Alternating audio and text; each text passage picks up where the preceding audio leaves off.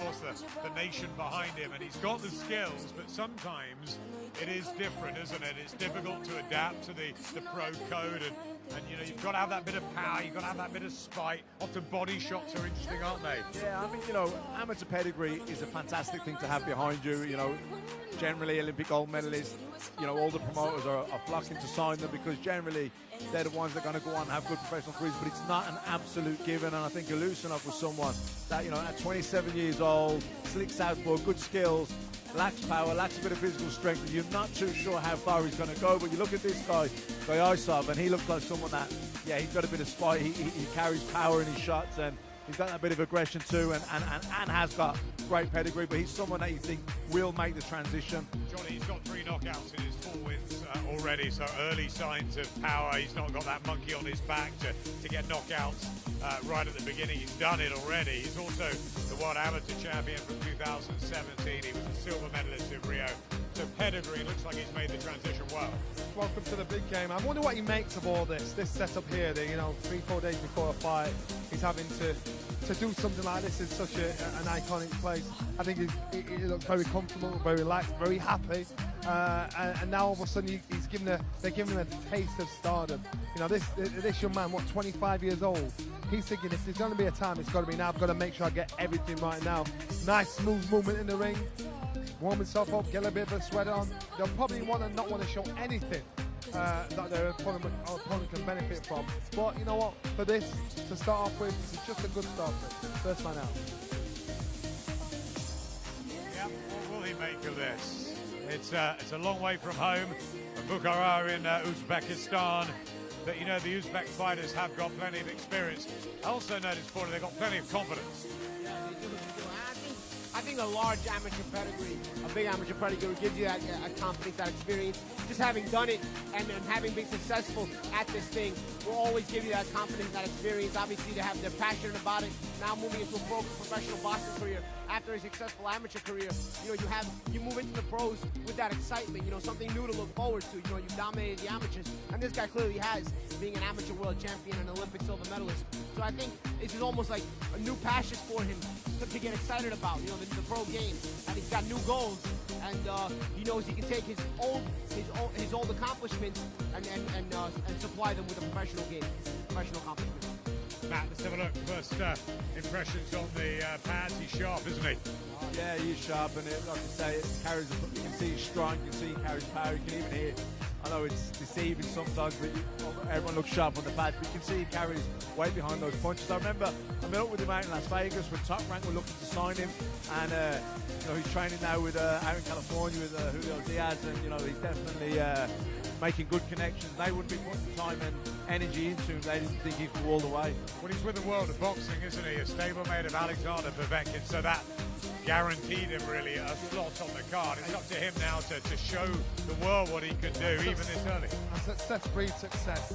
He'll expect Povetkin to pull this off. They'll know what Povetkin's capable of doing inside the gym. So for him to get a chance to show his skills on such a massive stage, a big lift for him. What I'm looking at right now, I like it. I like how he's letting the shots off.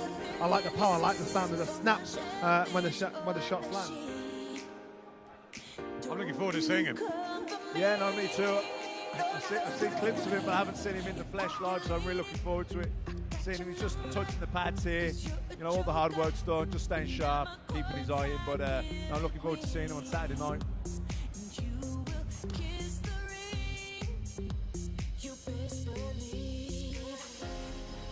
So keep calm, honey, I'ma stick around for more than a minute. Get used to it. Funny, my name keeps coming at your mouth, 'cause I stay winning. Name up like swish, swish, bish. Another one in the basket. Can't touch this. Another one in the casket. Your game is tired. You should retire. You're bad as cute as an old coupon expired. And karma's not a liar. She keeps receipts. So keep Yeah, iconic York Hall in Bethnal Green is filling up nicely here in East London as we get towards hearing from the main man. This, of course, the boxing iconic venue which has seen the career of a legend being born, but tonight we'll be hearing from a man who is rapidly establishing himself as a legend among the heavyweights. Anthony Joshua, he takes on Alexander Povetkin on Saturday night at Wembley Stadium in front of the best part of 80,000 people, with his heavyweight world titles on the line and rapidly establishing himself as one of the biggest names, not only in boxing but in sports. We'll be hearing from the man himself very, very soon here on Sky Sports News HQ. My life is a movie, I'm never offset. Me and my amigos, no, not offset. Switch, I got them upset. But my shooters, I make them dance like dubstep. Switch, my haters is obsessed. Cause I make them, they get much less. Looking really, really impressive here. Shakram Giasov on the pads under the York Hall lights. He's in with Julio Laguna, Matt, from Nicaragua. 14-0 with 10 knockouts. It's his first fight outside Nicaragua. Difficult to tell with a record. Obviously, he's doing something right, and you never know in this game what happened to your man from Birmingham, Sam Egginson, the other day on the Amir Khan card. You know, you're just not sure what sort of shape they're going to come in and what sort of prospects they are. Two-horse race at the end of the day, and the other thing is, you know, you can't afford to take your eye off the ball and look past people. You know, and this, what we do know about Laguna is he's 14-0, he's undefeated, so he's definitely coming with ambition. He's not coming here to make up the numbers. He probably sees this as a huge opportunity for him, boxing on such a massive platform. Big card, you know, if he gets the win here, if he upsets the apple cart, you know, he really gives his career a shot in the arm. So, you know, you cannot afford in these type of fights to look past people. He's getting a really good round of applause as well. People like that. Yeah, Giasov got a good round of applause. I mean, he looks sharp. You know, he gave the fans a little bit of a taste of what they might see Saturday night. But of course, like Matt was talking about, Laguna is going to come with ambition. Anytime you have an undefeated fighter, you know, he doesn't have the taste of defeat. He feels like he has his future in front of him, not behind him. Everything he wants to look forward to. It's great having David Diamante over here as part of the DAZN crew now. Our new colleagues from the States, Michael Buffer doing all the shows, David Diamante helping him out. I mean, this is star stuff, isn't it? I love it. I think he adds that big fight feel. When I see David Diamante, I always think of BB Kings and the fights in Manhattan. But yeah, both Michael Buffer, Diamante, they're great MCs.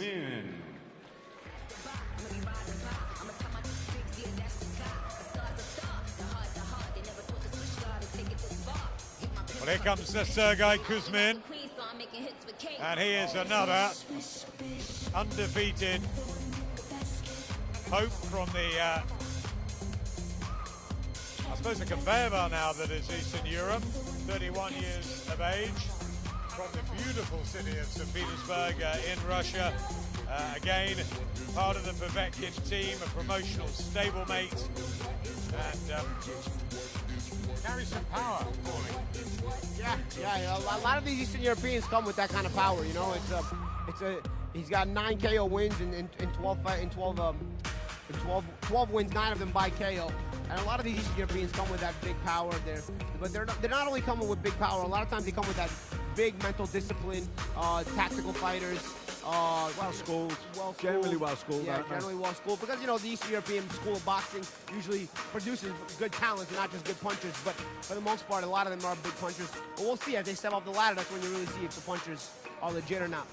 Yeah, I agree. I mean, generally, all these European fighters are technically well-schooled. They're very correct, good balance, good footwork, and they can get good leverages in their power if they're anyway heavy-handed. And they're harder to break mentally as well. It's almost like the way their mentality in the ring is usually very strong, as opposed to some other parts of the world where, you know, you'll get it'll get a mixed bag where some fighters are mentally strong and some fighters aren't. For the most part, Eastern Europeans, you can bet your bank, you can bet your bottom dollar, as we say in the U.S., that you know, they're going to come with a mentally strong game, and it'll take you a bit to break them if you're going to win that fight.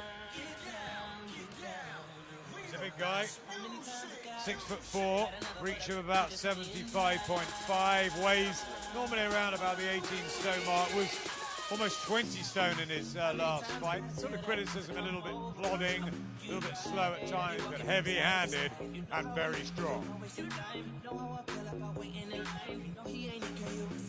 Look the way he's jumping rope. He's pretty nimble as well tonight. Maybe he's hearing your words about the plotting and he's trying to show us some quicker feet. I mean, he was going to have almost a sort of showcase slot on the bill. Now he's got a real test with David Price. Price, obviously, nothing to lose after what happened against Povetkin.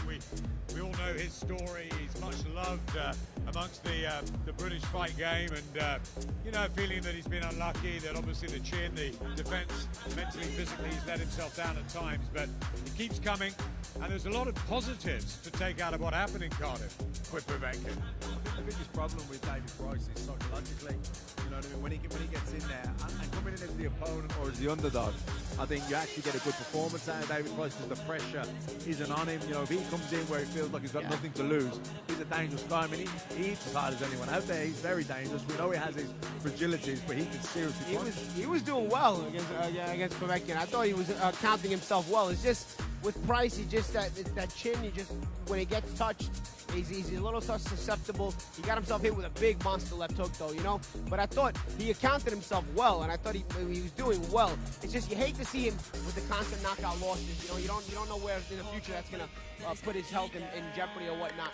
But he's obviously still has the class and the skills to compete because he was showing it against a guy who's now in a heavyweight title fight. It's a strange one. He's a much-watched attraction as always, David Price. I think what was good, though, about the Cardiff performance, despite the fact that he did suffer a knockout defeat, was that he looked mentally and physically strong, and both going into it and in the sort of, you know, the backwash afterwards. And he wants to go again.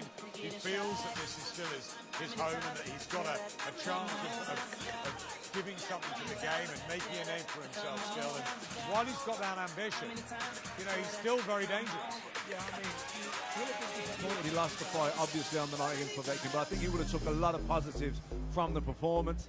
And I think, you know, he still feels there's it's unfinished business. You know, he still thinks, you know what, if I'd have knocked Povetkin out, if I hadn't got caught, all these what-ifs will be going on in his head. So I think he needs another go at it just for closure, if nothing else. It is a tough ask, though. This fella Kuzmin, he's won the Russian national title, gold at the 2010 Europeans. He was a hot favourite at the World Championships, didn't get what they thought he would in that, but look, he's been the #1 at super heavy in Russia, promoted by World of Boxing since 2017. All 13 of his opponents have had winning records. He's ranked 19 by the WBC already. I mean, they obviously expect him to go places. They don't see Price as a real problem, or they wouldn't have taken him. No, Price is the opponent here. We're going to say that it is the opponent, but he's a dangerous opponent. He can really, as we've seen in Cardiff against Povetkin, he carries serious power. And when the pressure isn't on David Price, that's when he performs quite well. And Price is also the step up opponent for Kuzmin. You know, regardless of Kuzmin's level of opposition having been pretty good thus far, Price is still the biggest name. He represents a guy who's been in big fights. Biggest puncher. Biggest puncher. You know, so it's still a jump up in class for Kuzmin. And I wouldn't say that Kuzmin sees Price as just a step over. I see Kuzmin seeing Price as a guy who getting a win over him. It puts you on a fast track to start him if you can get a win over a Price, because now he's a different level than the guys you've beaten thus far.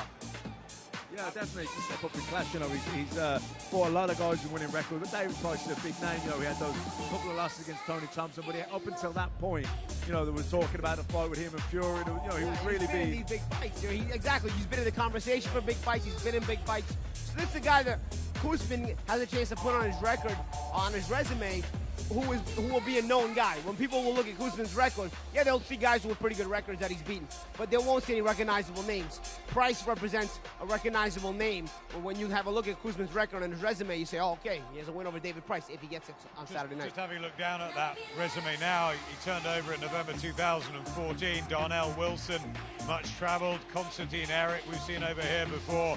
Malcolm Tan, a decent win that in California. Amir Mansour, good record. Jeremiah Carponce. But, you know, David Price, really good amateur himself, you know.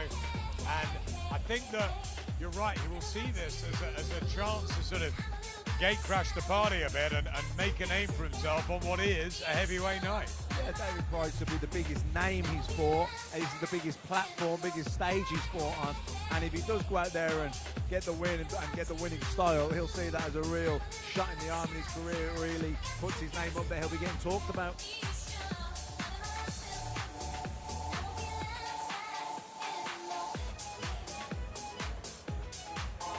Just going through the motions, of course. Tonight is all about the public display, the media crowded around. It's a last chance to sort of have a look at fighters before they sit at the press conference and they get on the scales at the weigh-in. And the hard work we know is done, but yeah, psychologically, this is an important night too, 3 days away. Yeah, you're really starting to get the focus now, you know what I mean? This is it. There's no more hard training. And for heavyweights, they don't even have to worry about making weight. So for them, it's really about focusing on the fight now, the game plan, the tactics. And, you know, he'll be wary of David Price's power, but he'll also know that he can hurt David Price. I just noticed there again, working on the left hook to finish the combinations there. They've obviously had the Povetkin insight, not only on the screens, but in camp as well. They would have talked to him about Price's susceptibility to the left hand, and they're trying it.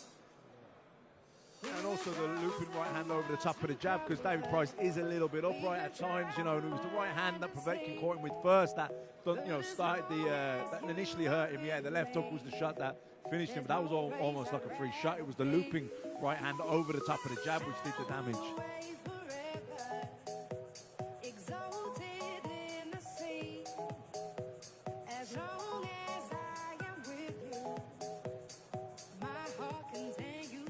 Professional for almost 4 years. He's been in New York, he's been in your neck of the woods, the King's Theatre in Brooklyn. Nice venue? Yeah. Not Wembley Stadium, is it though? No, nothing's like Wembley, Adam, that's for sure. This is a new experience for anyone comes here. He's fought in Maryland, the West Coast, plenty in Russia. We welcome him to our shores, and it'll be good to have a look at him. See how he deals with the expectation. Fighting outdoors, of course, in late September. All part of the experience. But he's 31 now. Right sort of age for a blossoming heavyweight in what's become an incredibly glamorous division again. Yeah, well, it's a great time to be around. At 31, he's not too old, but he does need to start moving now, and he's like good, long, extensive amateur pedigree background behind him. So, you know, he's done his maturing, as you can see. But he's this is it. These are the fights. These are the years. This is where he needs to make his move now.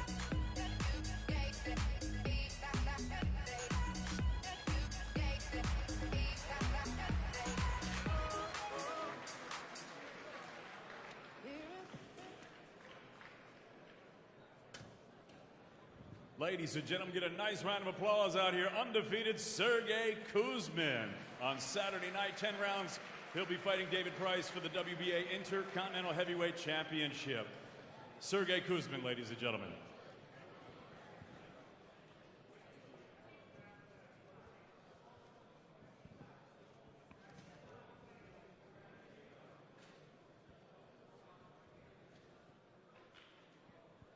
Sergey Kuzmin. And now, ladies and gentlemen, we're going to go ahead and keep is the A action side, the working B for this side. workout. Our next battle As of the has evening been the on case in Saturday recent at Wembley times. Stadium will Someone be we know 12 very rounds, well. scheduled for the British Cruiserweight Championship. Introducing right now, And he'll be coming is later the on, current David Price. Cruiserweight champion. He's trained by Michael Jennings. As an amateur, he was crowned the 2008 Senior ABA champion. He is the reigning British and English Cruiserweight champion, fighting out of Blackpool, Lancashire. Ladies and gentlemen, Matty, the Assassin Askin. Before we get to David Price, it's a chance to see somebody who has had a really, really good surge to their career in recent times. It's a great success story on the British scene. He's done it the hard way.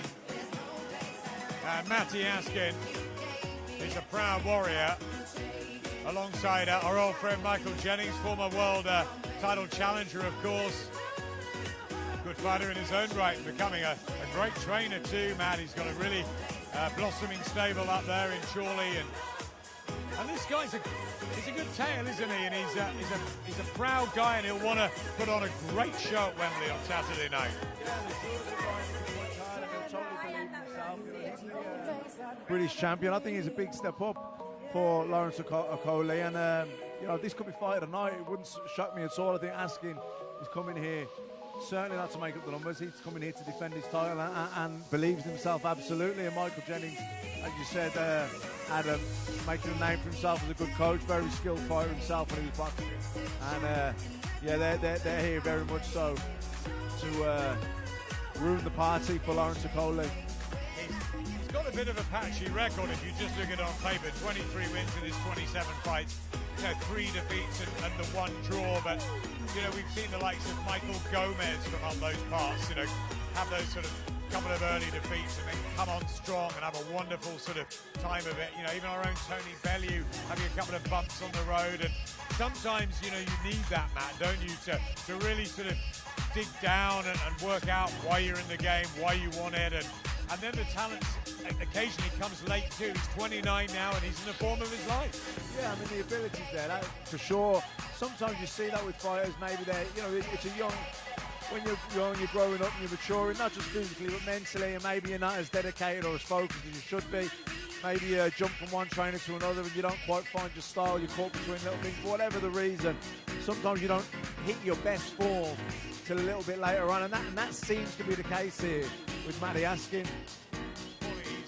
He's from Blackpool. He's also the grandson of a featherweight fighter from the 1960s in Terry Halpin. But interestingly, tonight he's back at York Hall, Bethnal Green, where he won the ABA Cruiserweight title a decade ago. So a happy hunting ground. Yeah, and it'll put him in a good psychological place. He has good memories of this place. It's also a good place to start the psychology for the week, as far as seeing the media and seeing the hubbub and all the hype getting set for the big night on Saturday night. You know, it's a good place to start because this is at least familiar to him, and it's familiar to success that he's had. Started with Brian Hughes at the legendary Collyhurst and Moston Club that brought us so many great fighters. Robin Reed maybe top of the shop there, but others, Tommy McDonough and of course Michael Jennings himself, and many more have come through the Collyhurst and Moston system. But it's in recent times, wins over Tommy McCarthy, you know, the excellent one over Stephen Simmons. And you know, he lives in a caravan in camp, nothing's pretty, it's old school, it's Spartan, and you know, it's a tough night this for Lawrence Okolie. I think it's a 50-50 fight, I really do. I think it's this is going to, for me, this could easily be the fight of the night. Matty Askin will think that his experience gives him the edge, that he should be the favourite. Okolie, you know, undefeated, full of self-belief, very effective, not always the most pretty to watch, but he's powerful, he's physically strong, full of self-belief. And, you know, he's in a hurry. He wants to make a mark in the sport. But I think Matty Askin's certainly a big step up. You know, Lawrence Chamberlain was a good fight. I think Luke Watkins was a good fight. But I think this is definitely the acid test so far in Lawrence Okolie's career. Morning, there's a batch of trainers coming through. You know, they're sort of the same era as Matt fought and you as well. The likes, obviously, of Jamie Moore, who's got Carl Frampton and is doing great things.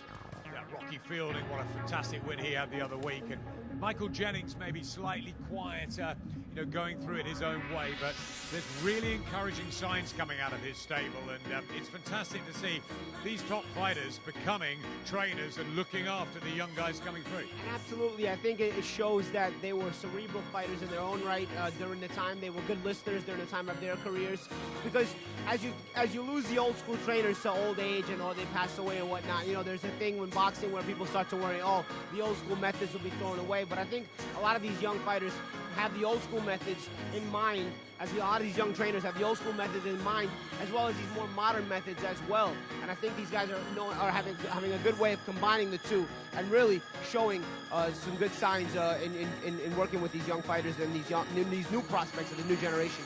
As the young trainers come through, our thoughts are with Joe Calzaghe and his family this week, as we sadly lost Enzo. Really, the whole boxing world in shock and in sadness, because Enzo Macronelli was a maverick and he did it his way. Wonderful trainer, Wonderful father to Joe, of course, and our thoughts are with Joe this week. The boxing world thinking of the Calzaghes as we look at Michael Jennings and Matty Askin today. Michael Jennings, who's still in the same sort of tremendous shape that he was when he was a fighter. But yeah, our thoughts with Enzo on what is an up and down week for boxing, because we will miss him hugely. Plenty more though ahead from the York Hall tonight, which Enzo Calzaghe loved this place, and we all do.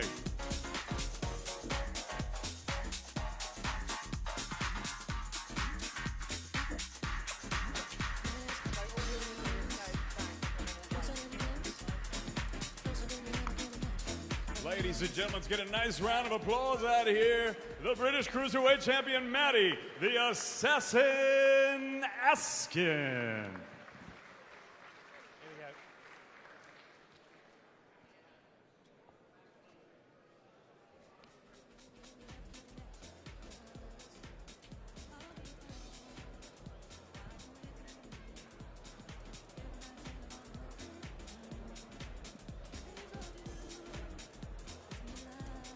Welcome back to York Hall. Delighted to say that I'm joined by a couple of former world champions, Paulie Malignaggi and, of course, Johnny Nelson. Paulie's fresh in from the States and looking forward to what we expect to be a big fight and a dangerous fight for Anthony Joshua on Saturday night. Well, you know, it's a world heavyweight championship title defense, you know, and I think everybody who's going to come into a fight for the heavyweight title is always going to come in hungry. So from that mental standpoint, you know, you always have to be ready. But Povetkin is a guy who's got the pedigree. He's been in big fights. He's a former Olympic gold medalist, as is Joshua. And I think he's also coming from that Eastern European background, a guy who has no fold in him, who will test you mentally as well as physically. So I think it'll give Joshua a chance to really raise his game as well, like we saw it on the night he beat Klitschko. I think it's a different style than we have seen from Joseph Parker or Carlos Takam. I think this is more a guy who's going to come forward, maybe put Joshua under stress, maybe even, you know, cause him a lot of stress and put him in tough situations. But we know Joshua can come through those situations, and we know he comes through those situations in exciting fashion as well. And I think Povetkin has the possibilities and the skills to bring the best out of Joshua and really give us all an exciting fight. Johnny and I, we've been talking, haven't we, over the last couple of weeks about how the dynamic maybe has changed now for Anthony Joshua. He's no longer a champion in the making, if you like. He's now an established sort of a champion. Maybe his attitudes are changing because of that. He's looking at this fight a little bit different. Being the hunter to the hunted, he's backed up against it now. He has to fight all oncomers. Anybody that's there, he looks at Povetkin. You look at this, how he's prepared for this. He's been really quiet because he knows how serious, how dangerous this fight is, how he's got to get everything right. No more learning, no more saying, look, I'm still developing. He is a champion. He has a responsibility of being a champion. So therefore, he knows he's in with a guy that will test him, as Paulie said, on every level, emotionally, physically, mentally, and push him back. And he has the skills to beat him. And that's the thing, too. One of the things I want to bring out, too. Everybody just assumes this is a win for AJ. Everybody assumes this is just, oh, AJ's going to come in and do the business. And that's why it's so dangerous for AJ. Because AJ, in his own mind, knows how dangerous this guy is. And everybody just expects him to, okay, business as usual for AJ. But there's a real risk here for AJ. They don't get it because they're not familiar with Povetkin. So when we're bigging him up saying, watch this guy, they think we're just trying to big up a fight, big on another one of AJ's opponents. This guy is dangerous. This is it. This is the big fight. And it's twice the risk for AJ because a loss to this guy, clearly people don't appreciate who this guy is. Yeah. So a loss to this guy, and so AJ knowing this, it's probably why he's been so quiet, so extra focused, so laser focused on this fight, because he knows he has to be at his very best to beat a guy like this. This guy, he may not be favored to beat AJ, but he's got all the credentials, the mental stability, and the background, and everything else that goes along with a guy who can come and really take your title if you're not awake and ready for it. It's another good point to make as well, in the sense that is Anthony Joshua under a lot of pressure in this fight, because obviously he's attracted this huge following now on the back of the knockouts that he's managed to get during his career so far. He got criticised by some for not being able to box. Then he boxes for 12 rounds against Joseph Parker. He gets criticised for that. So all those people that are coming here on Saturday night, they're going to be expecting that there's going to be big action and a big knockout here on Saturday. In the position you are of Anthony Joshua, where people expected you to knock them out, expect you to do the job. Therefore, now he's thinking, I can no longer depend on pleasing you. Because if I think about that, I'm going to risk my position. He's the one that every time he gets in the ring has got the most to lose. PR-wise, he's a market machine's dream. This guy is a winner. He gets everything done. So they're expecting so much from him. So he's got to be mature enough to not let that affect him. Just think, right, I'm going to take this like any other fight. But he always so understands he's the one that loses out the most. Are you seeing that maturity in him now? Yeah, I do. I think I've seen it little by little come through in his career. He's one of the more mature fighters of this generation, you know, if not the most mature fighter of this generation. You know, somebody told me early in my career, you can make some of the people happy some of the time. You can never make all of the people happy all of the time. And that's sort of the thing you have to be at peace with when you're an entertainer and you're a fighter, especially in an individual sport like boxing. And I think AJ has to understand that, and I think AJ has to understand that, you know, it's about winning the fights, and sometimes people are going to be excited about that way you won the fight, and sometimes people are not. But if you keep winning, they'll at least be interested and have an opinion, whether it's positive or negative. Once you stop winning, they won't even have an opinion. As long as they have an opinion, it's fine. Then you can work on changing that opinion little by little. And I think styles come into play. I think the style of Povetkin has a chance to make this fight very exciting. You certainly get the feeling the way he's been talking in the last few days. Anthony Joshua does want to try and put on a show for everybody at Wembley Stadium, not only for the 80,000 or so and the millions around the world watching, but for the rest of the heavyweight division. Loads more to come from Bethnal Green very, very soon.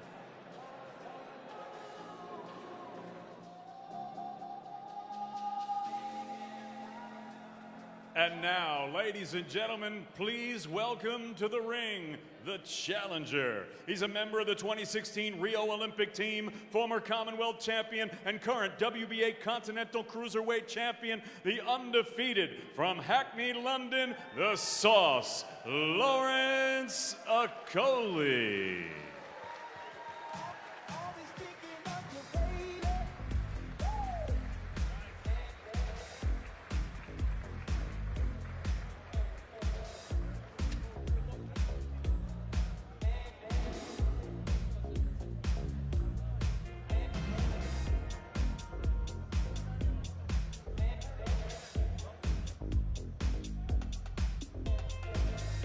The affable, remarkably self-confident and local boy. Here he is, Lawrence Okolie. The penny boy, the sauce. He's brought his own sauce, his own dose of charisma onto the scene.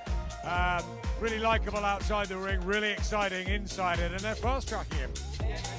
I think he deserves to be fast-tracked as well. He believes in his own ability, he's got his own confidence, and he's ready to make that move. I think he proved that last time out against Luke Watkins, that he's moved up a level, and yeah, I'm looking forward to this. This is a big opportunity for Lawrence on the big stage, and yeah, I'm expecting a really good fight. He's only had 9 of them, 9 wins, 7 knockouts. Everyone loves a puncher. He's in this cruiserweight division, which is getting more and more exciting week in, week out. He also looks like a small heavyweight as well, so there's enormous potential there for Lawrence Okolie. He's still only 25, but he is still fairly raw, Matt. You know, not the most experienced amateur, despite going to Rio, and they are, you know, moving in so quickly as a pro. Is there a danger, possibly, that you know, they're not quite getting the timing right? Very possibly. I mean, he's raw, no doubt about it. He's not technically the most together. He hasn't had that much experience, really. I know he's been to the Olympics and everything, but he hasn't had a long amateur career. He's not the most fluid, but he's effective. You know, he wins, he gets the knockouts, he's physically strong. I think his best asset is his self-belief. He absolutely believes in himself, and you know, he's effective. Like I say, he's not the most, he's not the prettiest on the eye. He's not. Everything doesn't always flow. He's a little bit ungainly, jerky, very raw, as you say, Adam. But you know, he hits hard. He's physically strong, full of self-belief, and he gets the job done. Yeah, he really has. He's been wowing the crowds with some very, very exciting finishes. You know, winning the Commonwealth crown against Luke Watkins in this very ring. Watkins was unbeaten in 13 on that summer night here. It was baking hot, I remember. Before that, he snapped the unbeaten record of arch rival Isaac Chamberlain. So, you know, although that wasn't a great spectacle, it was a very good win. And the Watkins fight ended dramatically too, so he's got a bit of everything. Yeah, he certainly has. I think the Chamberlain fight was good for his experience. He arrived on the big stage, boxing at the O2, top of the bill, two unbeaten prospects. So, you know, he learned a lot from that fight. That can only take him on. And Watkins, last time here, we was working on that fight, and I remember that. You know, it was meant to be quite a tough fight, but I think that he systematically broke Watkins down. And one thing that he's demonstrated is that punch power. You know, we haven't really touched on that yet, but this guy hits like a heavyweight. And you're right, Adam, he has got the frame of a small heavyweight, and I believe he will grow into a heavyweight, but he carries that heavyweight punch power, and that, with that rawness that he's got, that unpredictability that he's got, is going to make him difficult to beat. I think that was the big difference with him and Isaac Chamberlain. I think on paper it was very, very close. Chamberlain, a lot of people fancied Johnny, particularly because of the fact that he'd gone off and sparred with Deontay Wilder and Alexander Usyk, and he got that experience on the road. I think what it came down to ultimately was that, you know, Cody was bigger. Cody was a bigger frame, more a confident character, and Chamberlain just sort of sunk in the occasion a little bit, and he never really got going. And that's a big advantage that Cody brings to the ring at cruiserweight. Like I say, probably his best asset is his self-belief. He believes he's destined for bigger and better things. He believes he's beyond this already. Now, Matty Askin isn't reading that script. Matty Askin's had his losses, he's regrouped, maybe he wasn't taking the sport so seriously, but he's the British champion. He's had his losses, you know, he didn't stop once, he took the fight in 2 weeks' notice over in Poland, got stopped in the 11th round. You know, Matty Askin can punch as well. For me, Isaac Chamberlain, if I'm being brutally honest, he bottled it on the night against Lawrence Coley. He took the course, when it came to on the fight night, he didn't turn up, but he didn't got hurt early in the first as well, yeah. And then he shut up shop. He did get hurt early, but he never really. I was disappointed in Isaac, and I expected a lot more. But you know, taking nothing away from Coley's performance, he went out there, he took the contest for the scruff of the neck and dictated and controlled it, and he bullied Isaac out of it. And you know, he did the same with Luke Watkins. Went out there, hurt him early on, got him out of there early. But I don't think that's going to happen in this fight. I think this Matty Askin, you know, he can bang, he's durable, he takes a good shot, he's experienced. He's here totally in full of belief of his own ability and where he sees his career going after this. This, for me, this could be fight of the night. That's why I asked Matt the question earlier about, you know, whether they are making a mistake here. It is a big risk. He's had obviously this very quick, almost meteoric rise, but you know, we all know he was flipping burgers a few years ago and a beast and needed to lose weight, you know. And Matty Askin is stuck by it. He's well schooled, he's got good people around him, he's sort of no nonsense. And you know, with a Coley, it's almost more the hope that he's going to be something special rather than the absolute guarantee. Well, yeah, Matty Haskins has done it the hard way. Matt touched on that earlier on. And also for Matty Haskins in this fight, this is the first time for him on a real big stage. And he's got an opportunity here to make a statement and let people know how good he is. And you're right, Matt, I think this is a difficult fight for a Coley. Definitely his most difficult to date. Haskins is coming here to keep that title and let people know exactly what a good champion he is. And what better opportunity to do it on the undercard of an AJ fight at Wembley Stadium. So, you know, both these guys are going to want it bad. Yes, they are fast-tracking a Coley, and there's high hopes for him. We know he's got that punch power, but Haskins is an experienced campaigner. I know that a Coley, because of, you know, sometimes you can be a victim of your own success, but because of his ability, I don't think he's gone through the experiences and the versus, you know, the kind of tough times in his career yet that he might have to face and come through in this fight. I think Matty Askin's going to have some serious questions of a Coley. This is going to be a walk in the park. I mean, unless it's over early doors, which can happen because he can punch, I don't see it being that type of a fight. I see this being a long-distance fight, and at that point, you know, Coley's going to have to maybe, you know, might lose a round, might lose a couple of rounds. How does he cope with that and bounce back? Because so far, he's had it all his own way. I don't think he's going to have it all his own way. And this is one of the unbeaten records, and the fact that you get a loss early, you did it with Andrew Facey. I mentioned Gomez earlier, Tony Bellew. You look at him, absolutely right. I mean, he's been phenomenal in the last 2 or 3 years. And who would have thought it when he's been knocked down by Oval McKenzie, losing out in Canada, boring us, to be honest, against Isaac Chilemba, and suddenly he's in the form of his life. He looks reborn, the most intelligent fighter, one of the most intelligent fighters on British shores. there's something about experience, the ups and downs, and getting accustomed. There's nothing, from a markability point of view, that 0 on your record is the best asset you can have. Sometimes as a fighter, it's the biggest liability, you know, because you're going there, complacency kicks in, you're looking beyond yourself, you know, you're taking your eye off the ball, and you've got some guy like Matty Askins who's had a real career, he's had his setbacks, he's regrouped, learned his trade. He's trained on the road, you know, and you made that point, Adam. You know, he's been there, he's been the opponent, he's gone abroad, he took fights at late notice. Now he's got that opportunity, he's now a champion, and he wants to keep that. He's still hungry. He's improving. Michael Jennings doing a great job of him as well.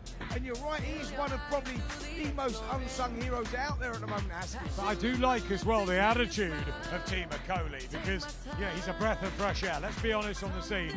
AJ, then you're looking at the next match. Who's going to come through from the Rio Olympics? You've got the likes of Anthony Fowler and Joe Cordina and Josh Kelly, and of course Joshua Buatsi, who so many people are excited about. But there's a great friendly feel to the guys, but there's also a great competitive element. And we had a Coley and Cordina and a load of them around the Dillian White and Joe Parker build-up, and they're all saying, I'm going to become world champion before you. There's that great element. And I like Coley's brash attitude, the fact he wants to test himself and move up the levels quickly. It may be a mistake, but he's trying. Oh, I love it. I love his attitude. Like I say, his self-belief is probably his best asset. But, you know, sometimes it can also be your biggest liability. Your power can be your poison. And I just think that as long as he understands what he's facing in Matty Askins, if he comes through, it'll be a massive win, and the type of win that really probably gives him the experience he needs to move on to the next level. But that's the thing. You just touched on it right there. Does he understand what a massive task he's got in front of him? You know, I know, because we keep talking about that self-belief. Is that self-belief running away with itself a little bit? Because Askins is an established champion. Does he know, Coley, what he's going into? Because he may have to come through some difficult times. And as you pointed out, Matt, sometimes he's looked a little bit one-dimensional when he's been in with certain people and people have worked his style out. If he can't get off with that big right hand, has he got a plan B? Because he might need it against Askins. I think he will do, and so far he hasn't even lost a round in his career. You know, he went through Luke Watkins. Isaac Chamberlain didn't really want to know after he got hurt. That's not going to be the case here with Matty Askins, unless it's a Hagler Hearns and it's over in a couple of rounds. But I think Matty Askins isn't going to go down here without a fight. And he's always been very, very durable, even at a higher level. So you'd have to give him the benefit and the respect that he's probably going to be a longer distance fight. And, you know, I think he's going to ask some questions of Coley. Brian O'Shaughnessy running the Coley camp. He's one of the guys that does still go to Sheffield, does sparring with Anthony Joshua, is around them, but you know, there's a lot of faith in Brian here, and we saw Michael Jennings earlier with Matty Askins. Tactics could be absolutely crucial for Coley, especially if he doesn't blow away Askins. Yeah, absolutely. I think Askins, we saw him when he was working earlier, working on the tight defence, working on the counter punching, working on blocking and coming back quick with his shots. You know, Coley can be a little bit open sometimes when he's looking for that big right hand. He doesn't, defensively, is not the greatest out there. So, you know, this has, Matt, I think you touched on it. You said this has the ingredients to be possibly one of the fights of the night, and I think it could be. I think it could be fine. I think it's a fight that Coley comes through and wins, but I think Matty Askins will certainly ask questions. I think he will have some moments, and if he does go through Matty Askins, then that would be very impressive indeed. There's another small twist to all this, because of course Lawrence Coley is managed by AJ Promotions. So, you know, if he does win, it will give Anthony Joshua much more confidence in the dressing room. If he loses, to that play part psychologically on AJ. Cruiserweight champion, 12 rounds for the British cruiserweight title. In the international, in the amateurs, and you know, your pal comes back and he's just a couple of them beaten. You start thinking, this isn't our night. Oh, listen, when he was in that dressing room and your teammate come in and he'd lost, your head went down, didn't it? It was like all of a sudden the nerves become more. That could be a fact, Adam, and you touch on that. It could be a fact. You know, you like to be in the winning camp. The official weigh-in is going to be your pals are coming back, and it's just one of the Islington. you know, It's it gives this you that little Friday, lift, and if they come please, back we and they urge got you to beaten, join us. you know, It's all in of a sudden you Islington start at the Business thinking Design Center. negatively and Doors start open to goes midday, back in. and featuring in the Matchroom fan You zone, know, the head Carl drops. Froch, They're all the Dillian bad White, signs. You know. Dimitri Yeah, you're Bivol, right. It could be. and more That's a fighters valid from point. both past and present. So please join Also, us pressure for the official on Lawrence Okoli. weigh-in Just he's taken for it Joshua so well. Those Povetkin big, broad happening this shoulders. Friday. He looks like a star. Will he become one?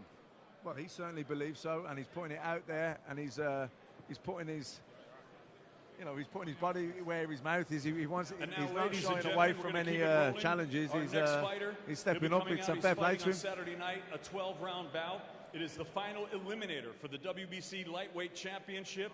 This gentleman has a professional record: 40 wins, 4 defeats, 1 draw, 1 no contest, 19 wins coming by way of knockout.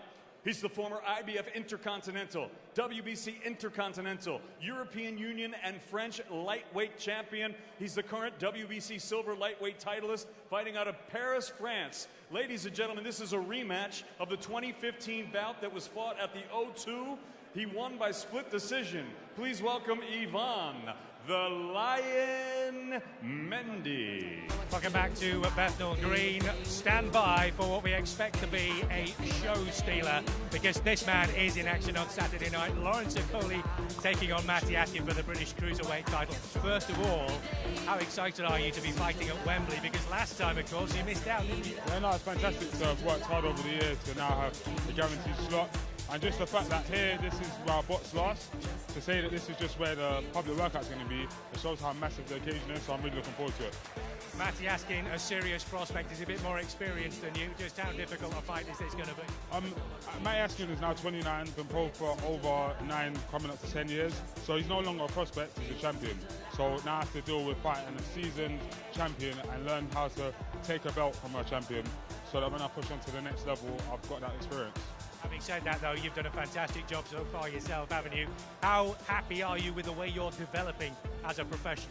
Yeah, I'm loving it. I mean, this camp I got to see that, you know, when you build up conditioning from camp to camp to camp and keep on going, the training becomes easier. So sparring 10, 15 rounds was hard before. Now it's just a normal day. I can go for a long run and then come and do that. So my body's adjusting to being a professional, and now it's time to show it.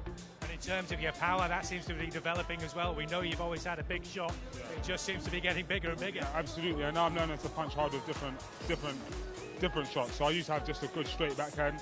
Now I've been working on my hooks, working on my round shots. So I'm going to exhibit a lot of it in this fight, because Atkin is going to prepare for the Okoli we've seen before. So now I have to bring something different to destroy him. And the Okoli that we've seen so far, as impressive as you've been awkward as well. It's difficult for fighters to really get to grips with you, particularly with the length of those arms you've got as well. It makes things different. And Askins will see that also.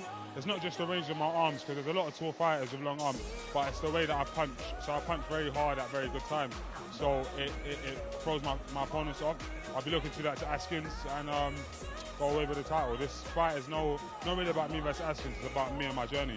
And what would it mean to you to be British champion? Now, it's going to mean everything. Reason being, I turned professional to win the British, Commonwealth, European and World title within the time I would have done as an Olympian trying to get to 2020. So it'll be another stop on my journey. I wouldn't put it past you to get all of them before too long. Lawrence, thanks very much indeed for joining us. Lawrence Okoli taking on Matty Atkin. This one could be a real barn burner on Saturday night, as well as the main event itself.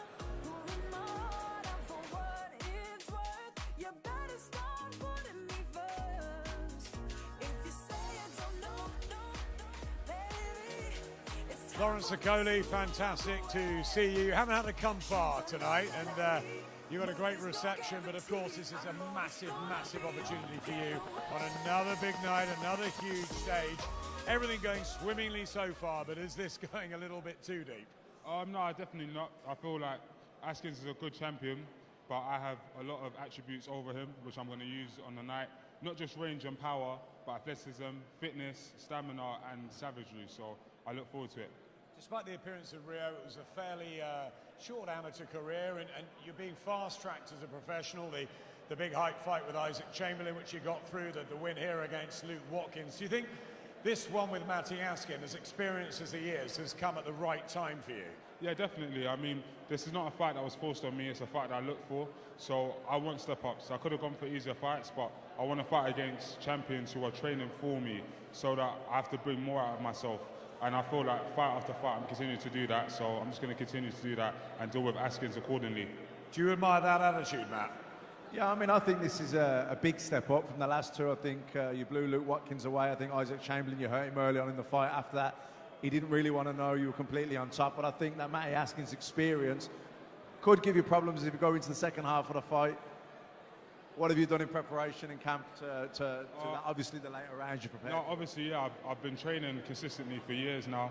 I don't take long times off. I don't balloon up in weight and have to struggle to get myself down. So in the later rounds, I think if it goes that far, you'll see that I'm the stronger fighter, breaking down Askins in savage fashion.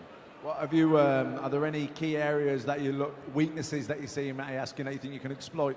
Not really. That's not what we do. We look at the strengths that I have and impose them on my opponent. So a strength I have is fitness, range, power, athleticism, and I'm going to show that all on the night. Experience is good, but I don't think Askins has boxed anyone of my capabilities in a long time. And when he has, he's lost. So I'm going to continue that going. Do you think it will come down to pure talent, even at this stage, despite the fact that he's had the ups and downs? He's got more knowledge than you at a higher level professionally.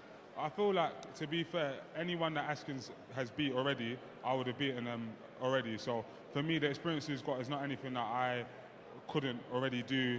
So it's just about going out and showing it, really.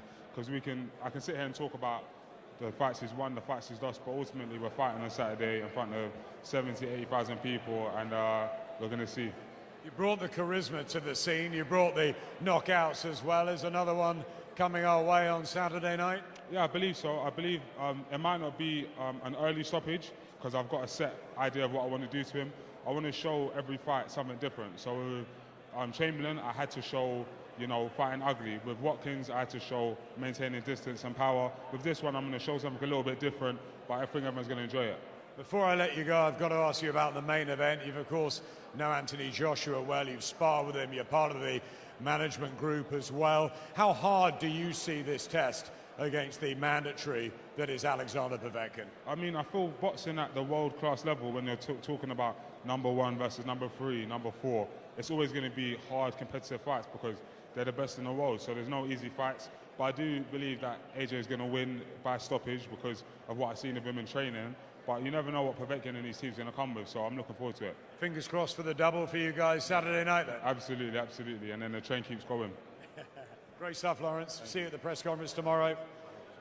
Thanks very much, Matt. He's just full of what you've been saying, the self-awareness, the self-belief, the confidence. It's great to see in a young fighter who's obviously going places. Yeah, and I mean, you expected to say all the right things this close to the fight, but I didn't get the feeling that he was just telling us what we wanted to hear. I feel that he is focused. He's got his feet on the ground. You can see he's prepared well. He looked sharp. And you know what? He does lack a little bit of experience. He didn't have a long amateur career, even though he boxed at the highest level, went to the Olympic Games, etc. But he does hit hard. He is physically strong, and he gets the job done. And he's absolutely full of self-belief, which is an asset. It's an amazing match, isn't it, as well?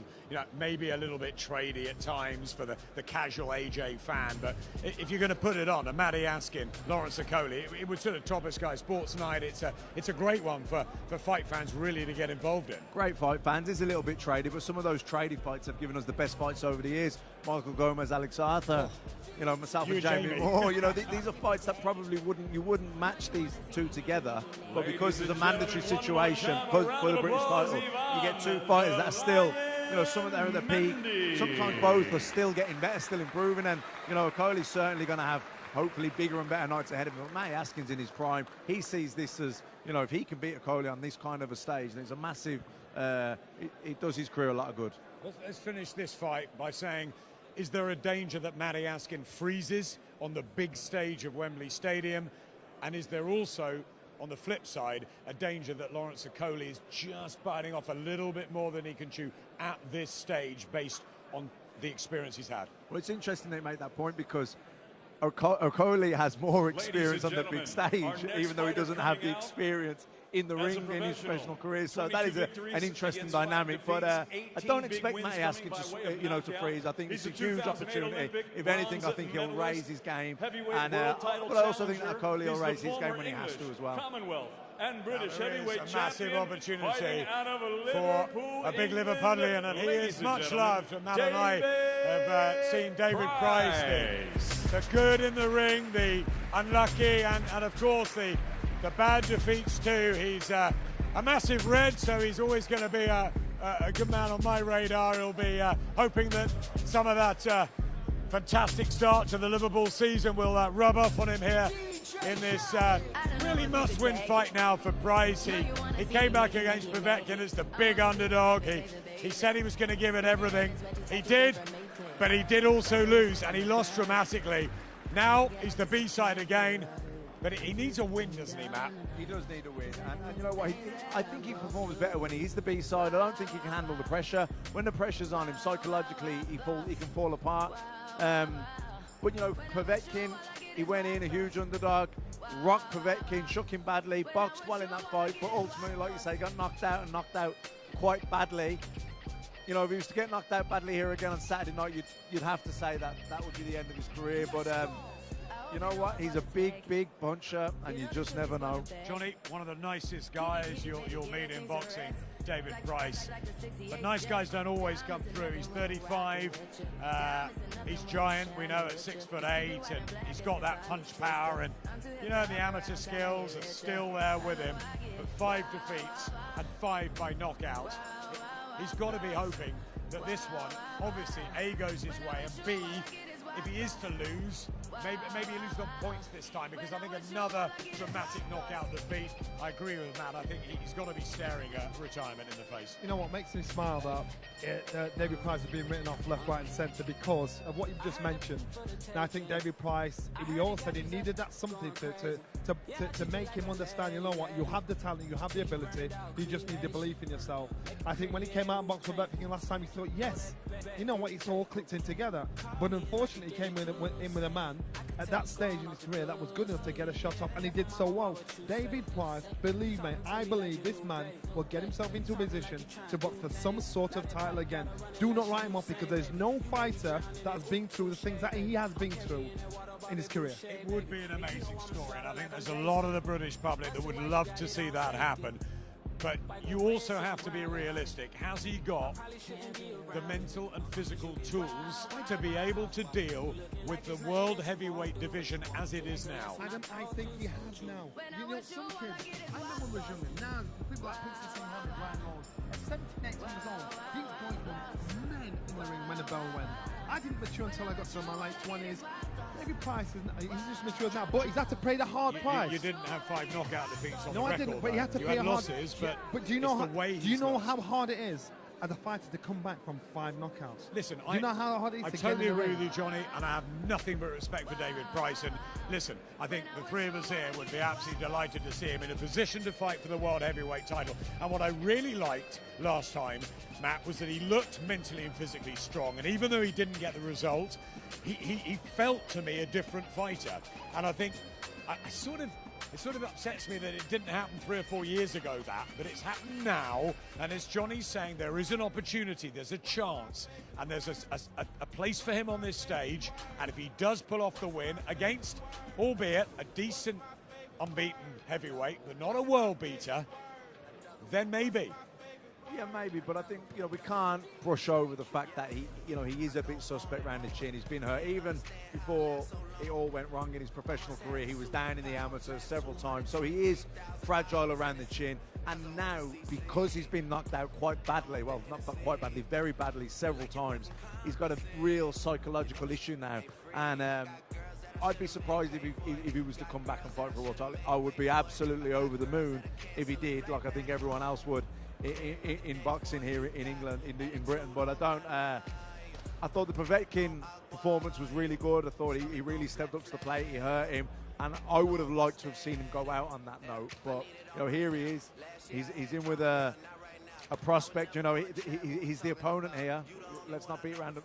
You can't dress that up. He's coming in here. He's expected to lose against Kuzmin, but if he was to pull off the win, you know, back in. He's back in there. And he's getting huge traction on social media again. People are fascinated to see what happens next in David Price's career, because of course he was going so well, the British and Commonwealth champion. He looked like he was going to get a fight with Tyson Fury or maybe Anthony Joshua down the line. We all know what happened in the sparring. He's had the punch power is definitive. Then he had the defeats to Tony Thompson. He was put in a rematch, as most people agree, too early a game with him. But it just got into a pattern, and as you said, it's a brave man that can come through that and can come back again under this sort of spotlight. And what happens is, when you're put in this sort of position, your guts, your mental strength is tested. You think to yourself, can I do this? No fighter will understand, unless they've been walked this street, will understand how strong he is now mentally to come through this, to get to this stage here. I'm telling you now, David Price has put himself into a position to box for some sort of title. This kid can fight, and he's turned the corner. Eddie, we're having a great debate here. Johnny Nelson is convinced that David Price can fight for a world heavyweight title again. I said some sort of title, lad. Some sort of title. No. And I think more than that, and I'm going to get even more stick than Johnny's going to get, he can win a world heavyweight title because he has the ability to knock absolutely any heavyweight out. I'm watching him here on the pads. You will not see a harder punching heavyweight in the entire sport. And Anthony Joshua is testament to that. Hey, look at his shots. But he does have vulnerabilities. But that's why he's so exciting. Okay, so Matt Macklin was just saying that, let's be realistic. He's been knocked out 5 times. Yes, he's a great guy. It's a wonderful story. Everybody would love to see him in that position. But at 35, is it realistic? Yes, of course it is, because Alexander Povetkin's 30, just turned 39. He could win a world heavyweight title. Tell you what, Ed, sell me a car without an engine. But what I'm saying is, can I just say one thing, right? Just before I get completely crucified for my comments, I said David Price can win a world heavyweight title. He's also capable of, in the same fight, being knocked out in the first round of that fight. He has the vulnerabilities to lose quickly, and he has the assets to win very quickly as well. But when you hit like he does, you're always in the fight. I mean, he had Povetkin wobbled. I don't think Povetkin was actually as hurt as he might have looked. He was a balance. He was certainly stunned badly in the fight. I'm not surprised. Look at him. Look at the size of him. I mean, and by the way, he looks extremely confident. But when the lever's coming back the other way, that's when the danger starts. I mean, all jokes aside, he hits really hard. He could knock anyone out. I mean, he's knocked AJ out sparring. He could knock a horse out. He hits that hard. But psychologically, he falls apart a little bit. He gets caught, and he short circuits. Kuzmin's not Povetkin. He's an untested, yes, unbeaten, but he's not got the amateur pedigree or the professional experience. Well, he did knock Joe Joyce out in the amateurs as well, which tells you that he can punch, because Joe Joyce has a great chin. Sure, but Povetkin became a world champion. You're right. I mean, when I saw an interview with David Price yesterday, it was very interesting to say, when I was fighting Povetkin, I did have my doubts that I might not be at this level. He said, but I know I'm at Kuzmin's level. We'll see what he becomes, but right now I'm at that level. But I actually think that he held himself together well in the Povetkin fight. He got put down early, which he was completely within his senses. He banged the canvas, didn't he, as if to say, you idiot, why did you drop your hands when you let your hands go, right? So, but I think in that occasion, against an elite heavyweight like Povetkin, I actually think he performed well. Eddie, I agree. He seems in a better place mentally and physically. I think the demons are going, and I think he's not got the pressure on himself now as almost as the opponent. So that's the key word, Adam. Pressure. I think the pressure is half the battle with him. He can't cope psychologically. The pressure. He's beaten before he goes in there. Sometimes he builds up all these demons in his head. Yeah, he's a little bit chinny. He doesn't take a great shot. But for me, with David Price, psychologically, it's more of an issue than actually his foot. And don't you think as well? It's like he's going in. I mean, not a lot of people want to fight Sergey Kuzmin. Like, what is he? 13-0. He can punch. Good amateur. So it's not like Dave is being fed these guys over 8 and 10 rounds that he can look sensational against. He's going in the deep end where one punch can change anything. Like, he can go in fights where literally he can't lose. But unfortunately for him, I keep coming up with these offers because people want to see him. He's a must-see He's an absolute must-see heavyweight. It's knockout or be knocked out. So that's it. And that's what people love. Does he win this fight? And he's about to come over. Well, if he's here by the time I finish, yes, absolutely. Do you know what? Every time I look at him there, Adam, hitting the pads, and the way that he looks, and the way he's putting his shots together, and I say, do you know what? He looks absolutely sensational, and I think he's going to do it. But the truth is that when he's under pressure, he's got to let his shots go in this fight before he gets chinned himself. I mean, that's the basis of a not very bright, you know, boxing fan in Eddie Hearn, which says if he hits the other geezer first, he wins. If he wins dramatically, oh mate, will you get him some sort of a world title Adam, shot? If he wins, I've already said to his team and MTK, if you win on Saturday, here's your money for the next one, which is a lot of money. And by the way, he's getting a lot of money on Saturday night because he's a tough fight and he's must-see. Ladies and gentlemen, right? If he wins on Saturday night, night, bring on Takam, Parker, Chisora, White, Miller. He throws himself right in the deep end of the world heavyweight mix because he's so entertaining.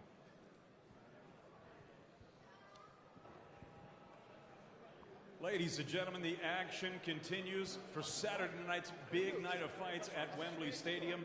Our next bout, again, it's a rematch from 2015 that took place at the O2 Arena. This gentleman lost by a close split decision, but he is the 2012 Olympic gold medalist as a professional, 18-2 with 15 knockouts. To Saturday night, he'll be looking for revenge. He's a southpaw. He's the former WBC international and silver lightweight champion. He's also the former Commonwealth lightweight champion and former world title challenger from Hull, Yorkshire, UK. Ladies and gentlemen, please welcome Cool Hand Luke Campbell.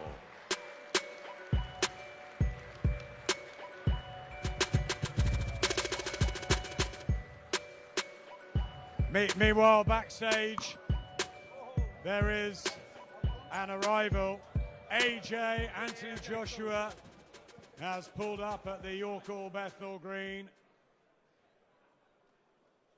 And there's plenty of eagerly awaited fight fans ready to see AJ perform, just 3 days away from his crunch clash, his world heavyweight title defense against Alexander Povetkin in front of 80,000 plus at Wembley Stadium. And the lucky few in the York Hall Bethnal Green will be in for a treat. He looks relaxed and at ease backstage as ever. Anthony Joshua, a big 12-week fight camp up in Sheffield. He's done more sparring than ever before. He looks lithe, he looks right, and he'll need to be against the very dangerous challenge of Alexander Povetkin. The last man to fight Alexander Povetkin is alongside us in David Price. And despite losing in Cardiff, you came through with, I think, added respect from a lot of people. You almost had Povetkin out of there in real trouble. And despite the knockout defeat, did you come out of that sort of mentally and physically feeling good and feeling as though you still can campaign at a good level? Yeah, I think even though I came out as a loser, I was a winner in a way. You know, in defeat, I succeeded, and I think my stock went up. I showed heart, I showed grit and determination, which was in question quite a bit, but I showed I had that, and I came close again. And I think every fight I've had, even in the losses, I've had my opponent hurt and in trouble. Elder Bells saved them, or I've ran out of steam. So it's like I'm the nearly man, but I'm hopeful that's going to change this weekend. You're a bright guy, you're a bit of a boxing historian as well. We were having a really healthy debate earlier about how far you can still go at 35, and there's one or two that were saying, you know, you can fight for a world title, you've got the power, you've got the tools. Others saying, no, he's getting knocked out too much. What's your answer to that, David? Well, my answer to that would be, I do believe I know my own body best, and I know that I'm beginning to come into my peak as a man and you know, as a human. Mid-30s was always going to be my peak. You know, you've got your young heavyweights who've turned pro, and I was never ready to turn pro in my early 20s. I just physically weren't ready, and I think I'm now beginning to reach my peak, and I do believe the next 3 years I can surpass anything I've already achieved. I'm not saying I'm going to go and be a world beater and win world titles and this, that and the other, but I do believe I can fulfill the potential that I did show in the past.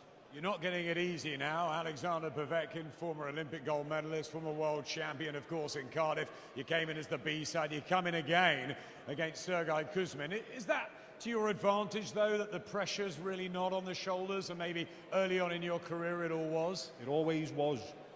I wish I could go back to earlier in my career and feel the way I do on fight week now, because I just enjoy it now.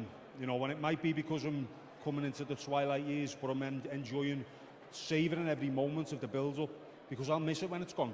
And I wish I could have gone back to myself when I was younger and said, don't be taking it too seriously, take the pressure off yourself, because I couldn't wait for the fight to be over. There was that much pressure on myself. So now I'm revelling in this role. Social media are revelling too. Must see David Price. What an attraction, win or lose. What happened Saturday night under the arch? 80,000 there plus to see the fight with Kuzmin. Is it David Price giving himself one final chance of real success in this sport? I'd say so, yeah. I mean, I've been lucky this year because this is the second big opportunity on the bounce, and they're not going to keep presenting themselves unless I take it with both hands, and that's what I intend to do on Saturday. I've got to go out there and go through this fella and change my life, because the upside of winning this fight is that great. I'm not coming here to make the numbers up. Finally, the liver bird on your chest. Great win last night and at Wembley last week. A fantastic victory over Spurs. So it could be a pretty healthy and happy September for Liverpool. It could be. They're starting to look like a proper team, aren't we? We really are, and we haven't even started firing yet. So it's exciting for the season ahead. I can top this week off with the win myself, and what a week it'll have been. Great to see you, David. We wish you the well and the best of luck Saturday night. David Price, ladies and gentlemen. One of the most amiable guys in British boxing, and there's so many people will be so happy if he could pull it off. Oh, everyone will be willing David Price, and I don't know anyone in boxing that's got a bad word to say about him. One of the nicest fellas you could meet in life, never mind boxing. And to see him, like Johnny said, to come back from a bad defeat, pick yourself up and go again, not once but 5 times. You know, it says a lot about the guy. I think the fight is what it is. Your biggest enemy is yourself. I think David Price more or less has said, you know what, I've got over that now, I'm round that, I've turned that corner now. I really truly believe that. I think some guys just mature when they get to a certain age, some guys mature earlier. I didn't think I was any good until I won the world title. And that was after winning the British and European title. Yeah, but I didn't think I was. But I didn't think I was, and that's the difference. And David Price, he's thinking, actually, I can do this. I'm not mad at this. That will make all the difference. It is a hugely competitive heavyweight division, of course, at the very summit. Anthony Joshua, who rates David Price, you know, they've sparred together before, but he's now got more important matters to deal with. Alexander Povetkin, his mandatory. Meanwhile, we wait to see if Deontay Wilder and Tyson Fury happens, maybe in December. There's Dillian White, who's going to be ringside on Saturday night. You've got Daniel Dubois coming through, Joe Joyce. There's so much in the heavyweight division. It's the right time to be a big boy, and AJ is at the very top of the pile, isn't he? In so many ways. Yeah, he's the man at the top. He's the one that everyone wants to fight. He's a superstar now, packing out stadiums. The arenas are too small for him now, and you know, undefeated. Says all the right things. Great role model for the children, and this is a tough fight for him against Povetkin. I think it's coming at the right time for him now. I think he had an epic fight with Vladimir Klitschko. He would have learnt a lot from that fight. Would have gone up a couple of gears, a couple of levels. Sorry. Then I thought the Parker fight, he showed a lot of discipline. You know, Takam as well. He had to adapt, taking it at short notice. So yeah, he's a good experience so far on the road for Joshua. AJ, Olympic gold medalist in 2012, of course. So too, this man, a cool hand, Luke Campbell. We got a couple of shots of Ivan Mendy in the ring earlier. Of course, Mendy was the guy that beat Campbell, that took his unbeaten record at the O2 on the big stage. Wasn't quite himself that night, didn't think Luke. He was down and out-hustled. A really tough guy, tough fighter, Mendy from France, and he's been undefeated since then as well. He's on a good run. Campbell had a great patch, went in with Jorge Linares, and very, very gritty and terrific display, really, after a rough start. Now he's changed trainers. He's with Shane McGuigan, who's obviously had terrific success with the likes of David Hay and George Groves, who has that huge fight next weekend against Callum Smith. And The reports I've heard, Matt and Johnny, from the training camps, the spies we got down there, is that Luke is looking red hot. Yeah, and I believe it. I mean, he's hitting the pads here, looking sharp with Shane McGuigan. I think that Shane McGuigan was a good move for him. You know, he also trains Josh Taylor, who's a similar kind of style to Luke in the southpaw stance. And, you know, I think it was a good move for him. I think that you said it there, Adam, about Mendy. He was hustled out of it, and that's the perfect description. He was old manned out of it that night. He'd only had 12 fights. He wasn't too experienced, and I just think that he wasn't prepared for the type of fight that Mendy brought that night. But since then, he's changed trainers twice. He's had some really good learning fights. He had that brilliant performance against Jorge Linares under difficult circumstances. You mentioned the knockdown, but he'd also lost his dad in the build-up to the fight, so showed tremendous character and mental toughness to put on the performance that he did that night. And I think that this is very much a case of just wiping the slate clean. I think he's going to look $1 million out on Saturday night. I think it's for him as well not to have to travel away as well. Shane McGuigan's more or less on his doorstep now, so things are more familiar. He can train a lot more, because usually if he has to go abroad to train, it's like, right, I've got to put 10 weeks aside. Doing it this way, you could train almost all year round, because it's almost on your doorstep. I think that makes all the difference. You've got to stay on top of your game in this. You can't just say, right, I'm going to commit for 10 weeks here. You've got to stay on top of it. And this is what I'm seeing here. But it takes a while for a fighter and a new trainer to their union to flourish. So let's just see, you know, don't expect it all in straight first fight. Let's see how it goes. Since Luke Campbell won the ABAs here as well. Maybe we mentioned Matty Askin earlier. George Groves did Tyson Fury 2008. Pretty good year. George Groves, of course, a stablemate of Luke Campbell, which will be very important with knowledge and experience that he can pass on, and having had some tough fights and coming good at this stage of his career. Shane McGuigan, of course, not a young trainer really anymore. He's had Carl Frampton. He's had plenty of success. He's got Barry, obviously his dad, in the camp. There's a lot of good things around Luke now, isn't there? Yeah, he's still a young trainer, but he's not an inexperienced trainer. He's got a wealth of knowledge, having and experience, having worked with some of the best fighters in the world. And I think it's made him become an even better trainer. It's made him grow in confidence. And I think Luke can grow in confidence. And having a trainer like Shane McGuigan, not just for the levels that he has, but also, like Johnny said, you know, he's able to train with him all year round. He's on his doorstep. He doesn't have to travel. I think that makes a big difference for a fighter like Luke, who's still a kid on the come up, because you know he's still looking for that elusive world championship. Johnny, he didn't beat Jorge Linares, although it was very, very tight. But I think a lot of people came away from that thinking that one day Luke Campbell will become a world champion. Yeah, without a doubt. I've always been a massive fan of him from turning professional. I actually thought he'd be one of the first of the Olympians to end up being a world champion, because He's a he gentleman. seems to have Let's get a everything nice in round place. of applause out of here. Cool hand, Things didn't work out that way. Give it time, give it Campbell. patience. He has the skill to do it. He has that right mentality. He has the hunger. And that's what's most important. And I think the Linares fight really, even though he didn't win it, it was sort of a graduation for him, because I think he overcame the things that maybe he wasn't able to overcome in the Mendy fight, you know. And I think seeing the way he handled himself in the Linares fight, seeing that he had to get up off the canvas, seeing that, you know, he had to overcome adversity and still fight his way through it and fight well through it. I think those are things that maybe he wasn't able to show in the first Mendy fight, and we'll see how he deals with them in this rematch. Yeah, that you just summed it up perfectly, Paulie. That was exactly what happened. I think when he fought Mendy, he wasn't experienced at that time. He'd only had 12 fights, and Mendy, physically strong, super up for it, and he just out-hustled Luke out of it. But I think since then he's gone away, done a lot of work, you know, and the Linares fight was a fantastic performance, very close, and difficult circumstances going in, got put down as well early in the fight, so I thought it was a really good performance, and I think that this fight's about wiping the slate clean and righting the wrongs of the first Mendy fight. I think it's such an important fight, isn't it, Luke, for you? Obviously, the first defeat on the professional record, not a nice thing to have happen to you at the O2, but you've come back through that. You've now linked up with Shane McGuigan. You have the experience of going in with Jorge Linares. Is this a very different Luke Campbell in maturity terms that's going in the ring on Saturday night? Yeah, I believe so. I believe that I'm in the shape of my life. I've had the best training camp. I'm focused, and I'm feeling great physically, mentally, and I think you'll see the start of a new beginning 22nd of September. You took yourself out to Miami. You had time with Jorge Rubio, which was away from home, away from your family. Plenty of great sparring out there. You've moved to Shane McGuigan. Why Shane? And is it because he's got the experience of the likes of Hay and Groves that have been with him, and obviously Barry, and there's so much boxing knowledge around there? Yeah, I mean, that's one reason why he's got the experience. But I did one training session with him, and from there I just thought, this is what I need and this is what I want.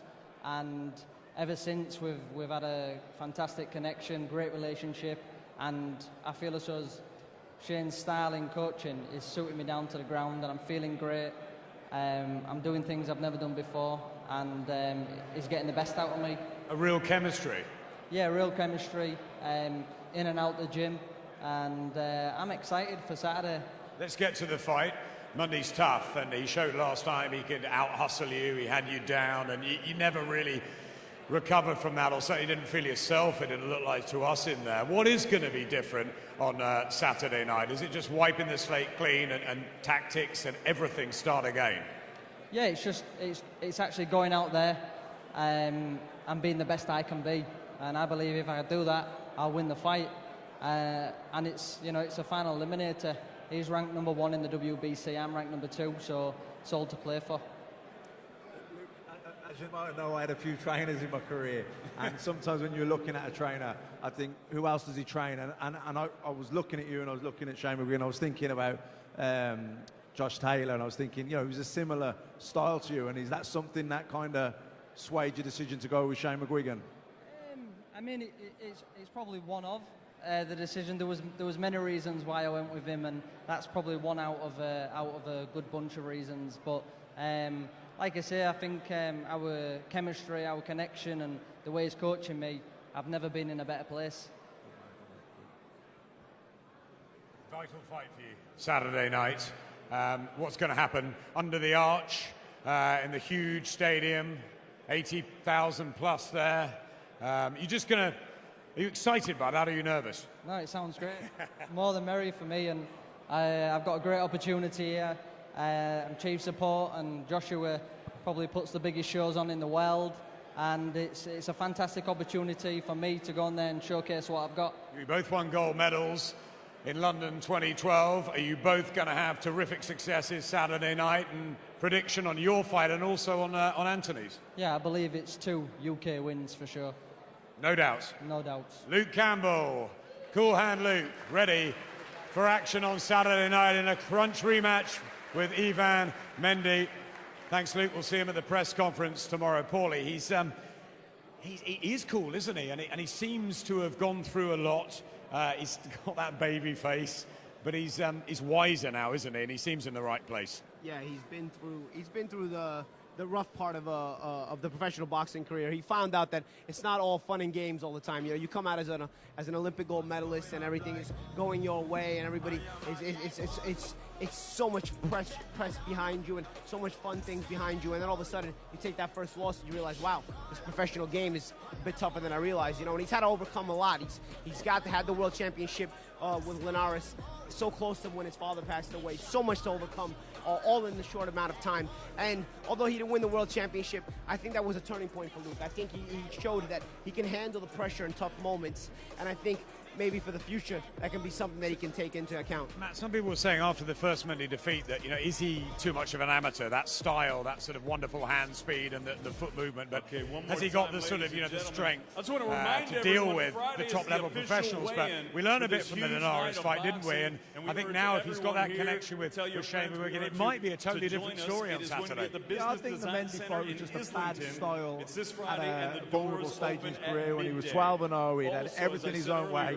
He was expected to breeze past him, and Mendy was tougher than we expected, and he just, like you said earlier, out-hustled him out of it, old-manned him out of it a little bit. But I think since then he's really regrouped, gone back, looked at his game, and now he's a seasoned professional, and the Linares fight will have given him the confidence that he can definitely go on and become world champion. Johnny, you know what it's like boxing on the road, and let's not discount Mendy here. I mean, he's had a great run since the Luke Campbell fight, albeit based in France, but he's found it difficult getting opportunities. He wants that world title shot, and he's beaten Luke once before. Of course, and so he's going to have that confidence to think I can do this. And that's one thing he's going to have a body with. You think, I know exactly what I have to do to beat him. So as long as he doesn't have to make the improvement with Luke as well, that's a vital mistake. It's still a dangerous fight because he knows what to do. Keep the pressure on him, break his heart. That's what I did in the last fight. He knows how to just break him down.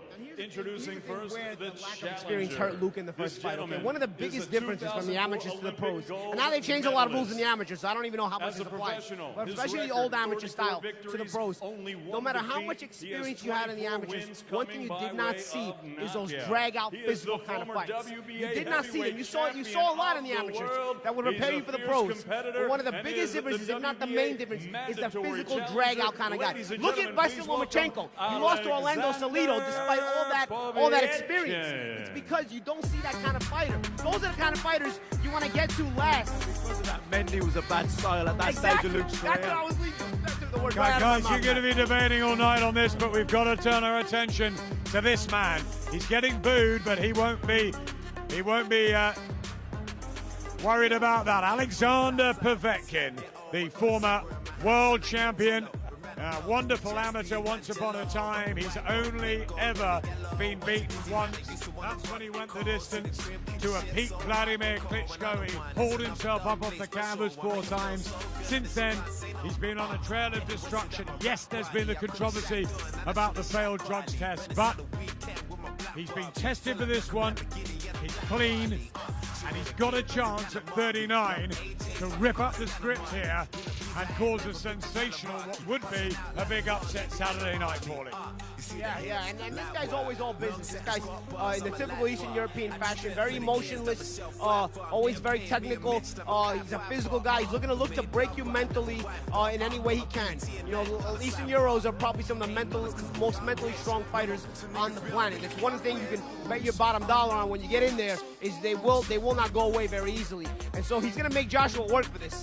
Joshua may come out with the victor on Saturday, but it's not going to be easy. It's going to be something that he's going to have to work for. Povetkin will be dangerous the whole time, and more so importantly than everything else, Povetkin has the staying power to stay in the fight. Despite Joshua's power and the physicality that Joshua has, Povetkin staying in the fight puts mental stress on Joshua. A hell of a lot smaller than we're usually seeing. Now he looks slim, a lot slimmer, a lot sleeker. He's been, of course, let's not ignore the fact that he failed a drug test in the past, so therefore he's been monitored profusely throughout the preparation to this. I'm looking at the difference inside of him now. So now this man has just got to depend on his skills, his ability. That's all he's got to depend on now, because I'm looking thinking, you actually look like a big cruiserweight, not even a big cruiserweight.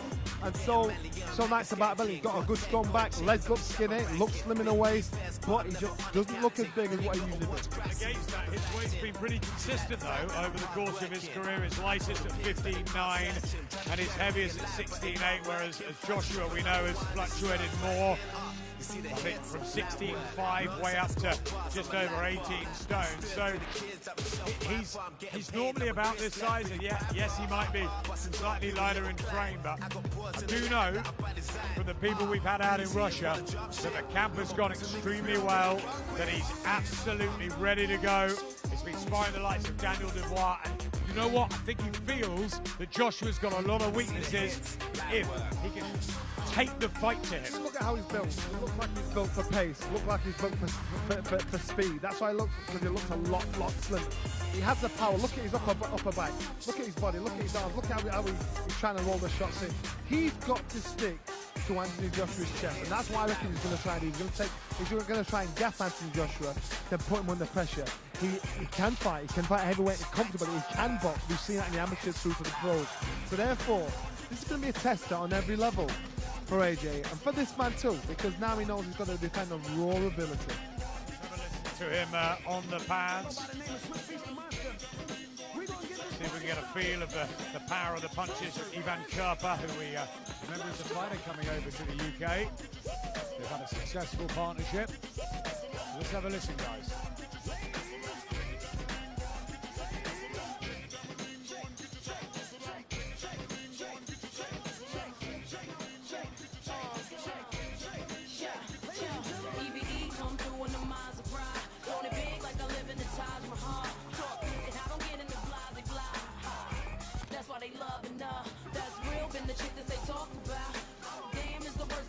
their mouth. She look good always, without a doubt. Ask for it, she back, cake and out. Come on.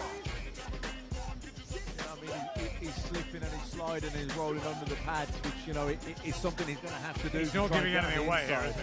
No, they're not going to give too much away. You know, they're going to have a game plan, and but you know, no matter how much you disguise it, he's going to be, the left hook is a shot. That's a honey punch for him. We've seen him knock out David Price with it. It was a sweet left hook. And we know it's a shot that Joshua can at times be susceptible to with Dillian White in the second round of their fight. You know, he also loops a lovely right hand over the top of the jab, and sometimes, you know, Joshua's got a great jab, but sometimes, you know, he throws it very deliberate, you can see it coming a little bit, and he really throws a great looping right hand over the top. Right, look at his feet, look at that back foot. It's flat 90% of the time. This man's not reaching, not twisting the shot. So therefore he's looking to try and power his way through. He's not even on the ball of his foot on the back. He's just hitting the pads. Might be a roost, might be something that he probably hopes nobody notices. This guy wants to walk down, he wants to war, he doesn't want to box this. Van Kerper, the trainer who joined forces with him when they've had a great winning run since. If you were in his corner, Paulie, what would you be doing to try and break Joshua up? Well, I think, you know, you're expecting the hook from Povetkin. You know, you're expecting Povetkin to try to bull rush his way in. I would try to jab him my way in as well. You know, Povetkin a lot of times does this little roll where he kind of bends all the way down and then tries to jump up with a hook. He's trying to get against Klitschko. Klitschko just kept holding his head down, though. He once against David Price, where he kind of does that little roll where he goes low and then he leaps up with a hook, almost in the old Floyd Patterson style, you know. But the problem, but the problem is with a tall guy. If a tall guy's smart, he'll do the Lennox Lewis. He'll just put his head on the back of your neck, and you never come up, and he'll maintain his distance. So if Joshua's smart, that's what he'll do. So I think Povetkin needs a different angle as well. I think Povetkin needs to try to jab his way in, use some feints, and jab his way in as well. Because the jab, you can disguise it, and then suddenly turn that into a hook, and then your jack in the box is a bit disguised once in a while because you're coming in a different fashion. Huge respect here from the York Hall crowd, which is great to see. He's got so much pedigree. Obviously more known now for the win over David Price. Still a bit of a mystery about him, and they were pretty, well, scared to let us see too much in camp out in Russia. But they were, you know, they sort of took the cameras out, didn't allow sparring to even be looked at, let alone filmed. And I mean, I guess that they're just, you know, they're worried. They want to keep their game plan secret. Ladies and gentlemen, one more time, a round of applause for Saturday night's challenger, Alexander Povetkin. I think, you know, there's a lot of pressure on him for a long time. He's an Olympic gold medalist from Russia, you know, so they've expected big things from him ever since he turned pro, you know, and obviously he came around in the Vladimir Klitschko era, so he was never able to overcome that. But now that Klitschko era is done, Povetkin probably sees this as his last chance to really get the big one, get the big fight, win that big fight. So I think there's a lot of pressure on him coming from Russia as well as on himself. The drugs issue is what they are. He's failed a couple of times, and we hope everything's fine. He's clean this time, and that's obviously, you know, going to be playing on everybody's mind. But if you look at the performances, the fights that he's had since Klitschko, has he improved? Has he shown enough to you guys that can really trouble Joshua on Saturday? Well, I think the last couple of performances, he doesn't seem to carry that power later on. He's faded off a little bit. He doesn't, you know, hasn't scored the dynamic KOs that he was earlier on. So, you know, is that because of the testing now, or is it because he's getting older? Whatever it is, he's not performing as good as he was before. But he's still only got that one solitary defeat, which was to Klitschko, where he was down 4 times. But, you know, he got up and he got back into the fight. So you look at how he's just that little bit there. You look at his age, look at his performances. What he's going to do is perfect what he can do. He can't get any better, but he can perfect what he's got. So his job is to put pressure on Anthony Joshua, not outbox him, out-pressure him, out-test his gas, test his heart, stay in his face. He's not going to try and box the taller man. He's going to try and roll under those shots, get maul and smother him, make it messy, make it painful. So for Anthony Joshua, he works well on the inside. But can he do that for 12 rounds? This is what Povetkin's thinking. I want to test it, because he'll be testing this against a tall, rangy Vladimir Klitschko. He's thinking this guy was skillful. What mistake did I do there? So he's got to pressure Anthony Joshua. That's what he's thinking. Yeah, and what you lose in youth, you're gaining experience. So he won't be as dynamic and not as explosive, but he'll be craftier, he'll be cleverer, he'll have more little tricky moves. So he'll be trying to use his experience, I believe, in the fight. And certainly as the rounds go in, he'll be looking to, make it count. The Vladimir Klitschko fight. How much chance did you give Povetkin before that? How did you see his performance? Obviously, Klitschko was at his peak, and he was sort of getting through all these opponents, one after the other, and the same sort of pattern, wasn't it? But you look at Povetkin getting knocked down. What did you learn from him? That he had a heart, that he kept getting up, but that he maybe is a bit shy of the elite level? Yeah, you know what he proved? That fight to me proves more than anything that he's a stubborn, mentally very strong fighter. He's not going to go anywhere unless you knock him out cold. Having said that, he's probably a bit one-dimensional. He wasn't able to make a single adjustment. He wasn't able to switch anything up or around to give Klitschko anything to worry about. It was the same thing over and over again. How could he be one-dimensional when he's got such a stellar amateur career, world champion, European a couple of times, Olympic? He does well. And that's why fighters cannot figure out how to get what he does it well. It's not that he's a chameleon and he changes from a jab or a southpaw to an orthodox fire. He's changed from a backhand fire. He just does his job well.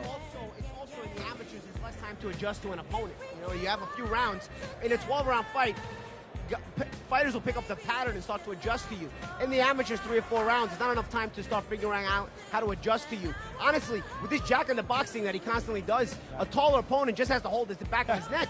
If David Price does that in the fight, we don't even have this fight right now, guys. David Price, to me, wins that fight if he just holds the guy's neck down every time he dips low. That style worked for a young Floyd Patterson. It worked for a young Mike Tyson. It worked for a young Sonny Liston, that Jackie Mock style, like you press on. So if you're fit enough, you're fast enough, you've got the pace enough to do it. It's an awkward, horrible, awkward style. It's a young man style. Yes, it's a young man style. It is a young man style, and also, as guys came along, guys like Ali came along, and just hold the back of your head, and Lennox Lewis hold the back of your head. You had to adjust it like Frazier did and just constantly move it, but that's a young man style. That takes a lot of energy, 39, but that kid may not have the legs for that. It's not going to happen.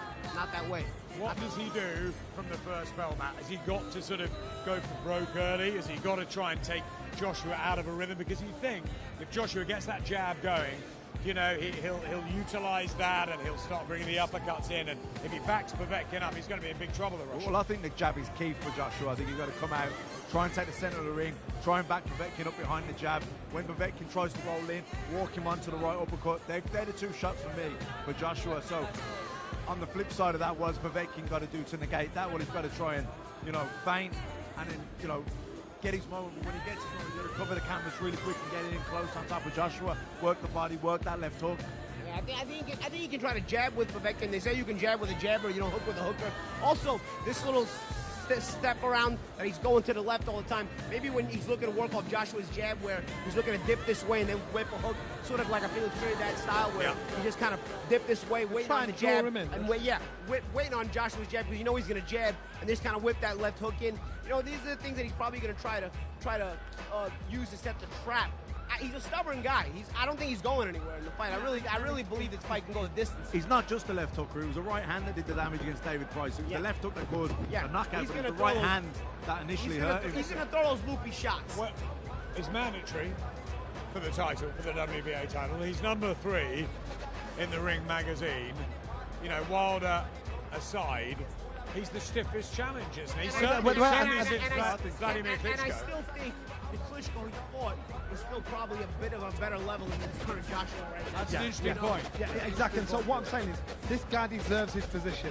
This is no banana skin. This is it. This is it. This man's a top world-class heavyweight champion. And because the general public are not familiar with him, they're not giving him credit where credit's due. So therefore, when we say this is a dangerous fight, they think we're trying to bum up this fight. This guy's dangerous. The reason the public is not familiar with him is his own fault. He failed 2 doping tests for fights that would have gave him more general appeal, more mass appeal, more public knowledge of him. So the Wilder fight particularly. For sure. So he's also got himself to blame for these things. Without a doubt, but it doesn't take away the fact that he can fight. Absolutely, and it's a risk, big risk for Joshua that people don't realize what a risk it is. What about the way he'll deal with the next 2 or 3 days, the stage of Wembley Stadium? He's obviously well-travelled as an amateur, as a professional. Is there a chance of that getting to him? The fact that, yes, he's been in Cardiff, but he was on the undercard there. Yeah, this is a different expectation. I don't think so. I think he's very experienced. He's 30 He knows what he is. He's called Vladimir Klitschko. Vladimir Klitschko is a big star. Yeah. I don't think that's going to phase him. Yeah, too much experience. What about Ivan Kerper, the trainer in the corner? You remember him? I know you will, Matt, from his days over. He was a good fighter. Came, I think, over to Britain 5 or 6 times, and you know, was decent at a level, wasn't he, for a while? What would he have brought to the Povetkin camp? He'd have grounded him. He'd have told him, you know, all this sort of stuff here, ignore it. This is what you're capable of doing. This is what you do. Believe in yourself, and that's what will get into his head. And to not let this be his biggest enemy. Everything he's doing, he'll try and make him stick to plan every round through and through. Yeah. And Joshua beat, and he had to get up off the canvas to do it, you know what I mean? He fought Vladimir Klitschko 5 years ago when he was still very much in his feet, where I think right now, you know, he'll be trying to tell him that this mic's not working. He'll be trying to tell him that microphones around here. There you go, Johnny. Musical microphones.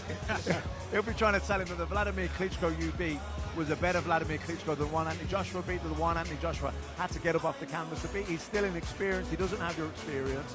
Yeah, you've lost a little bit of youth, but you've gained an experience. To use the experience, that's why I imagine his trainer will be drumming into him. And also, all this stuff is all emotional. The stadium, the hype, it's all emotional stuff. Eastern Europeans are very emotionless fighters.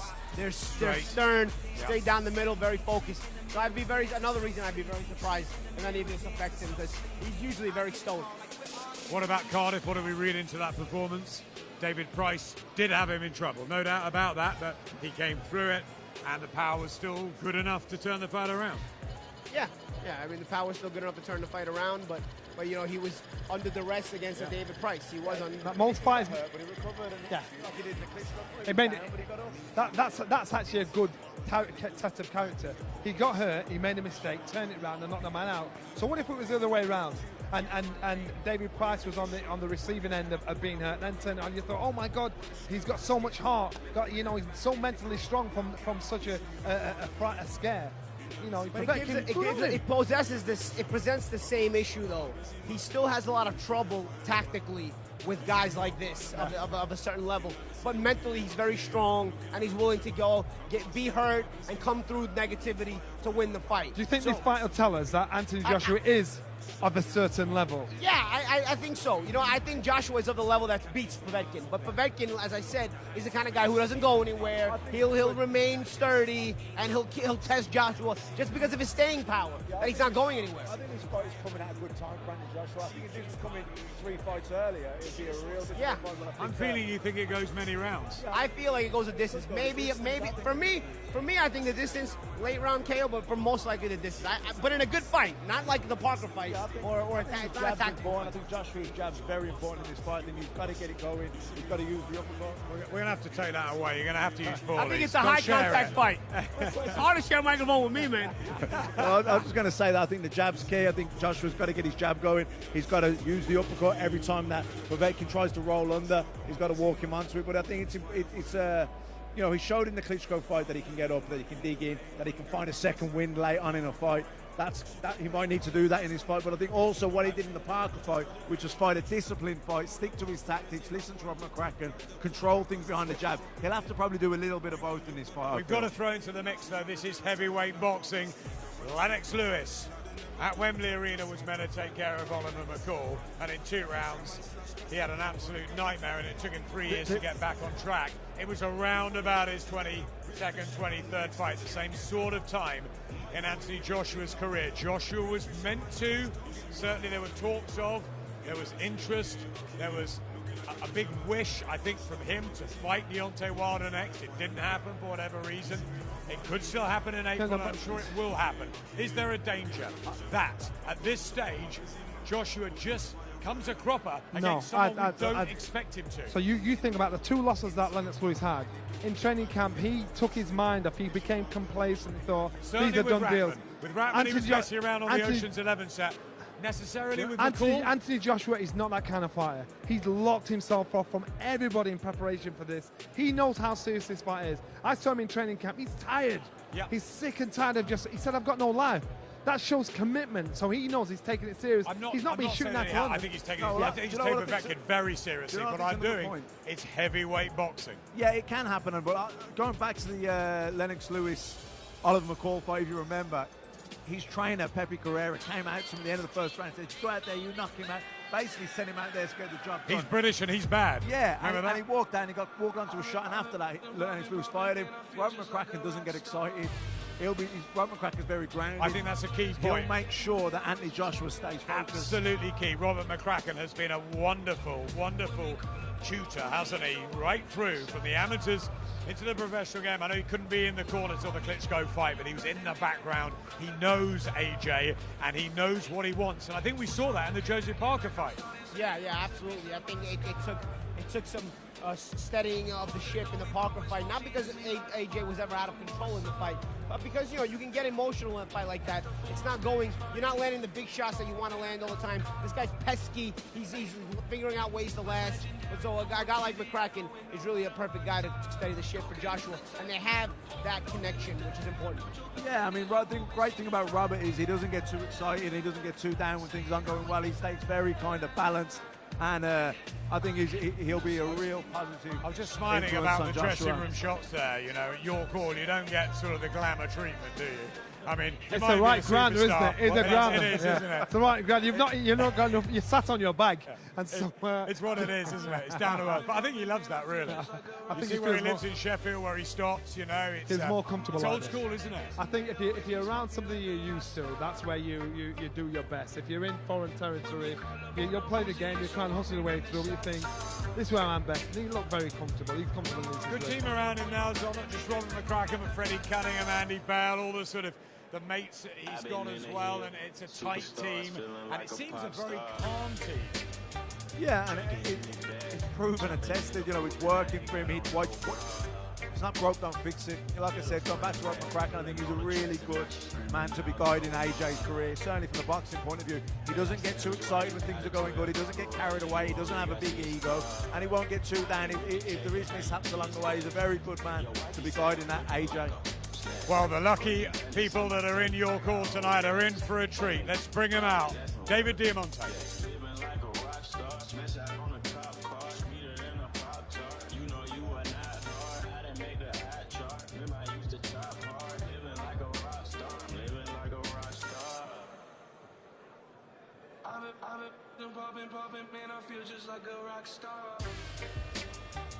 And now, ladies and gentlemen, making his way to the ring, the 2012 Olympic gold medalist, the reigning, defending, undefeated IBF, WBA, WBO, and IBO heavyweight champion of the world from London, England, Anthony Joshua. I always like to look fresh. It helps me keep my focus. Pre-fight is all about positive vibes. The hard work is done. There's no room for doubt.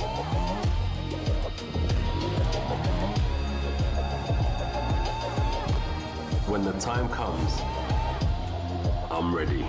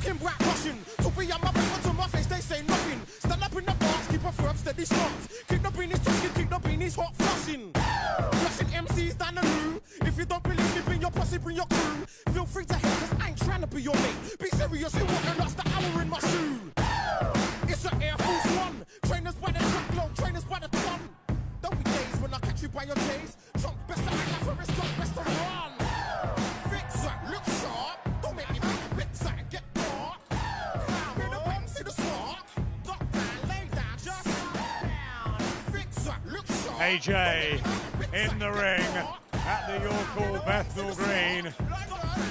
A far cry from the stadium shows that he now resides over.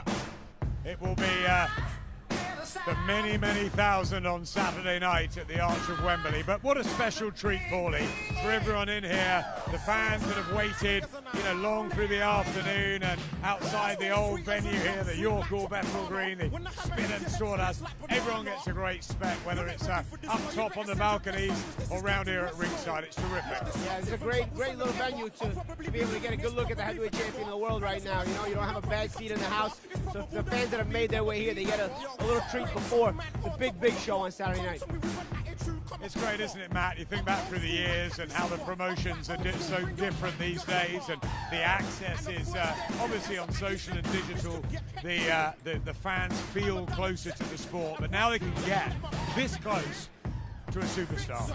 Boxing's absolutely booming, and Anthony Joshua is one of the superstars in boxing. He's the heavyweight world champion. He's the the glamour division, and he's the man in the division.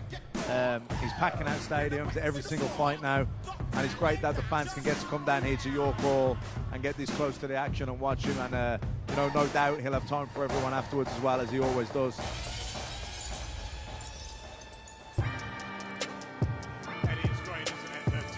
We're just saying the fans have this chance to get near a guy of Anthony's status now, 21-0, the world heavyweight champion, but far more than that, somebody that really appeals to the nation and has become a global superstar now, and people here at the York Hall are this close. Well, it's great for the fans, but it's great for British boxing. Look at the media here, international media from all over the world coming to see the biggest star in world boxing, Anthony Joshua, and I can't believe he still hasn't had a haircut. I mean, this is how serious this guy is for this fight. Normally he comes back from Sheffield on fight week, he has a little trim. I just went to see him just then, I said, still no haircut? He said, what's the point? We're here for business. And that's the mindset he's got in this fight. As always, he looks how you'd expect him to look, tremendous. These days, he's such a big star, people are even gambling and debating what he's going to weigh. And I don't really know, actually, for this fight. He looks quite heavy, Matt. I don't know what you think, but... Lithe in the body, quite heavy in the thighs, Matt. Big legs. I mean, he's a real athlete, isn't he? He's got muscles popping out his ears, you know what I mean? He looks ripped. He's not carrying any excess weight, that's for sure, but his thighs look absolutely huge. Matt, I travelled up to Sheffield last week and watched him spar 12 rounds, and he said to me afterwards that he was tired because he's gone through so much sparring this time. He's accelerated that part. I think a little bit less on the weights, more in the ring, slightly different time, more sleep, more sparring. Yeah, well, it's good. It shows you that he before he approaches every training camp, they're looking at which areas they need to focus on more than others. So that's good that it's not just the same thing every time, that he's adjusting his training according to the opponent and the style and the tactics they expect to employ in the fight. And like I say, we mentioned earlier, Rob McCracken, great coach and a great man manager. He doesn't have a big ego. His temperament's very good. Doesn't get excited. Doesn't get too down either. And he understands. You'll have good days and bad days. He doesn't get excited. He's the most dour sort of, but he's lovely, isn't he, as well? Yeah, and he loves that. He's real. He doesn't get carried away. That's a better way of putting it. He gets excited, but he doesn't get carried away. Do you not notice the seriousness? I don't know. There's a look on AJ's face today. He's not happy. It's just like he just wants to fight. He just wants to get stuck in. I know he'll play the game and put that little smile on for the fans. He just wants to fight. He looks bothered to say that it's a big shout. You can tell you've got that sense about him. Some more pressure on his shoulders now after the performance, albeit at late notice against Carlos Takam, which was good but not spectacular. Then the fight with Joseph Parker, where yes, he went through Rob McCracken's tactics, but he didn't sparkle, he didn't electrify. Do you think that he feels he's got to make a statement with all this talk about Wilder and Fury on Saturday night? Well, I see him in a bit of a zone. I usually when I see him at the public workout, he's smiling towards the cameras, towards the people and whatnot. He's really not paying so much attention to everything around him right now. He looks focused as he stepped in here. I don't think he cares about so much of all the hubbub and hype about all this fight. I think he's so focused on actually getting the job done and just being emotionless as well. We're talking about Povetkin being emotionless, but really, it's Joshua really, maybe after a long training camp, he's had the emotion drained out of him, and he's just almost like a computer robot, like a computer chip. Here he comes smiling as we discuss it, but in reality, I think he's been so focused because of the long, stressful training camp. As you can see, he's not got no time, is what he's saying. He's got no time for anything except training these last months. He still flashes the beaming smile, which is attracting the nation, isn't it? And I'll tell you what, after a long training camp, it still feels good to get that standing ovation. You see there, that cracked the smile out of him, because he was just so serious. And now you saw the smile out of the champ right there, because really, you see, that's what he appreciates, because trust me, you're in a long training camp, hard work every day, sparring every day, working hard every day, running tons and tons of miles. You come out on fight week, and to a reception like this, sometimes it feels good just to be appreciated. I'll tell you what that was, the shortest public workout I've ever seen Anthony do. He will normally hit pads for... Eddie, he's tired. He just wants to fight. Yeah, I know. That's what he just wants to fight. But I'm just saying, like, in terms of previously, he hit the pads, he hit a dozen pads there, 20 pads. Normally, he would do pads for 5-6 minutes. Interesting. Must be the haircut. I think the haircut is a statement. I think that this is serious business for Anthony Joshua. Let's bring him over here. AJ, great to see you. First of all, the reception here, as always, a good one, but an incredible place, isn't it, the York Hall, Bethnal Green? It's full of history, full of so much legacy over the years. So much legacy. First of all, thank you all for coming out. And secondly, who agrees with me that they need to put an AC in here or something? It's hot in here tonight. It's definitely hot in here tonight. But it's a good venue for the fighters, for nights like this, and whatever else they do here. Eddie was just telling us you haven't cut your hair. It was the quickest workout you've ever done 3 days before a fight. It looked really intense and serious to us tonight. Did it? Yeah. Maybe I'm just tired. Usual routine. Hundreds of rounds of sparring, thousands of punches thrown back at me. And it's the business end now. Fight night Saturday, so locked in. Why increase the sparring particularly for this one against Povetkin? It's a good question. I don't really control the amount of rounds I do or who I'm sparring, but if coach says do 100, 200, 300, 400 rounds, it's what I've got to complete during camp.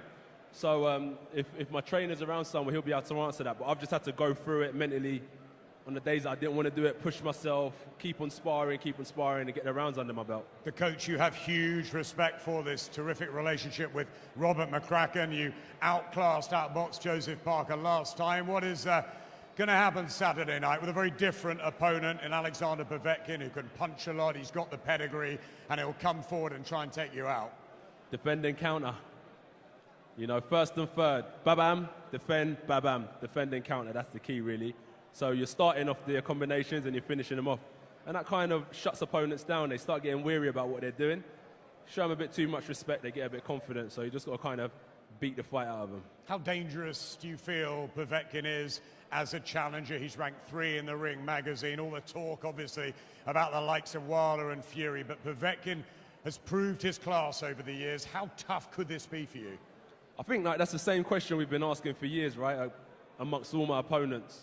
Because in the heavyweight division, not only are they talented, one punch changes the course of the fight. So we all know that story. So he's got that punching power, he's got a few knockouts on his record. But it's just down to me to handle business accordingly, right? So... Is the threat the left hook? Everything. Head, left hook. Not only that, right, it's how tough they are. How much do they want it? Because you could have the best attributes. Look at me, tall, rangy. If I don't want to fight, I'm not going to give it. So he could have the best left hook in the world, but if I keep on punching him and breaking him down, it might stop him from doing that. So his attributes need to get shut down early because he might have a good left hook, but I've got to annihilate that from early. Do you know, I'm coming from right hand, touch the body, comes up. He's got a lot of things in his locker, but we've got to shut him down early. You've got to take control of that ring on your stage, Wembley Stadium. You've put your flag in the pole and said, look, I'm going to fight here, not just Saturday, also in April. This is my territory, my backyard. It's all of our territory. Everyone's welcome, the fans, the supporters, the fighters. We've got a massive undercard, another heavyweight fight going on, Kuzman and Price, cruiserweight, Okoli and Askin. It's a good night of boxing, so everyone's welcome. But yeah, I'll put my flag there. We've been having fun. The last time I was in Wembley was with Klitschko. I think Wembley brings out a good fight night in general. So now we're back again. I think Povetkin's the right opponent to bring that style of fight out of me again. It's always so hard in the heavyweight division with the spotlight on you, but do you think there's extra pressure on those shoulders to put a real statement out there with what's happening over with Wilder and Fury, with the fact you went the distance last time? Do you think you have to win by knockout? No, I think naturally it's all about the W. The win's the most important thing. But yeah, knockout's always entertaining, always boosts up the stock. And good luck to Tyson and Wilder getting that fight done. Looking forward to that announcement. It'll be something we can all look forward to, and then we can look forward to the future after that. It's a fantastic time, isn't it, for boxing generally? What are we going to see from AJ come Saturday night under the arch? I'm going to have to bring this bad boy back. Bosh, uppercut, knockout. Fantastic. We wish you well. Thank you very much.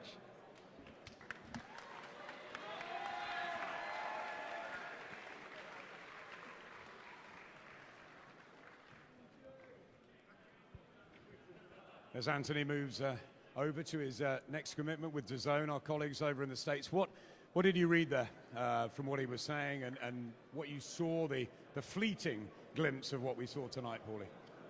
I see a focus, Anthony Joshua.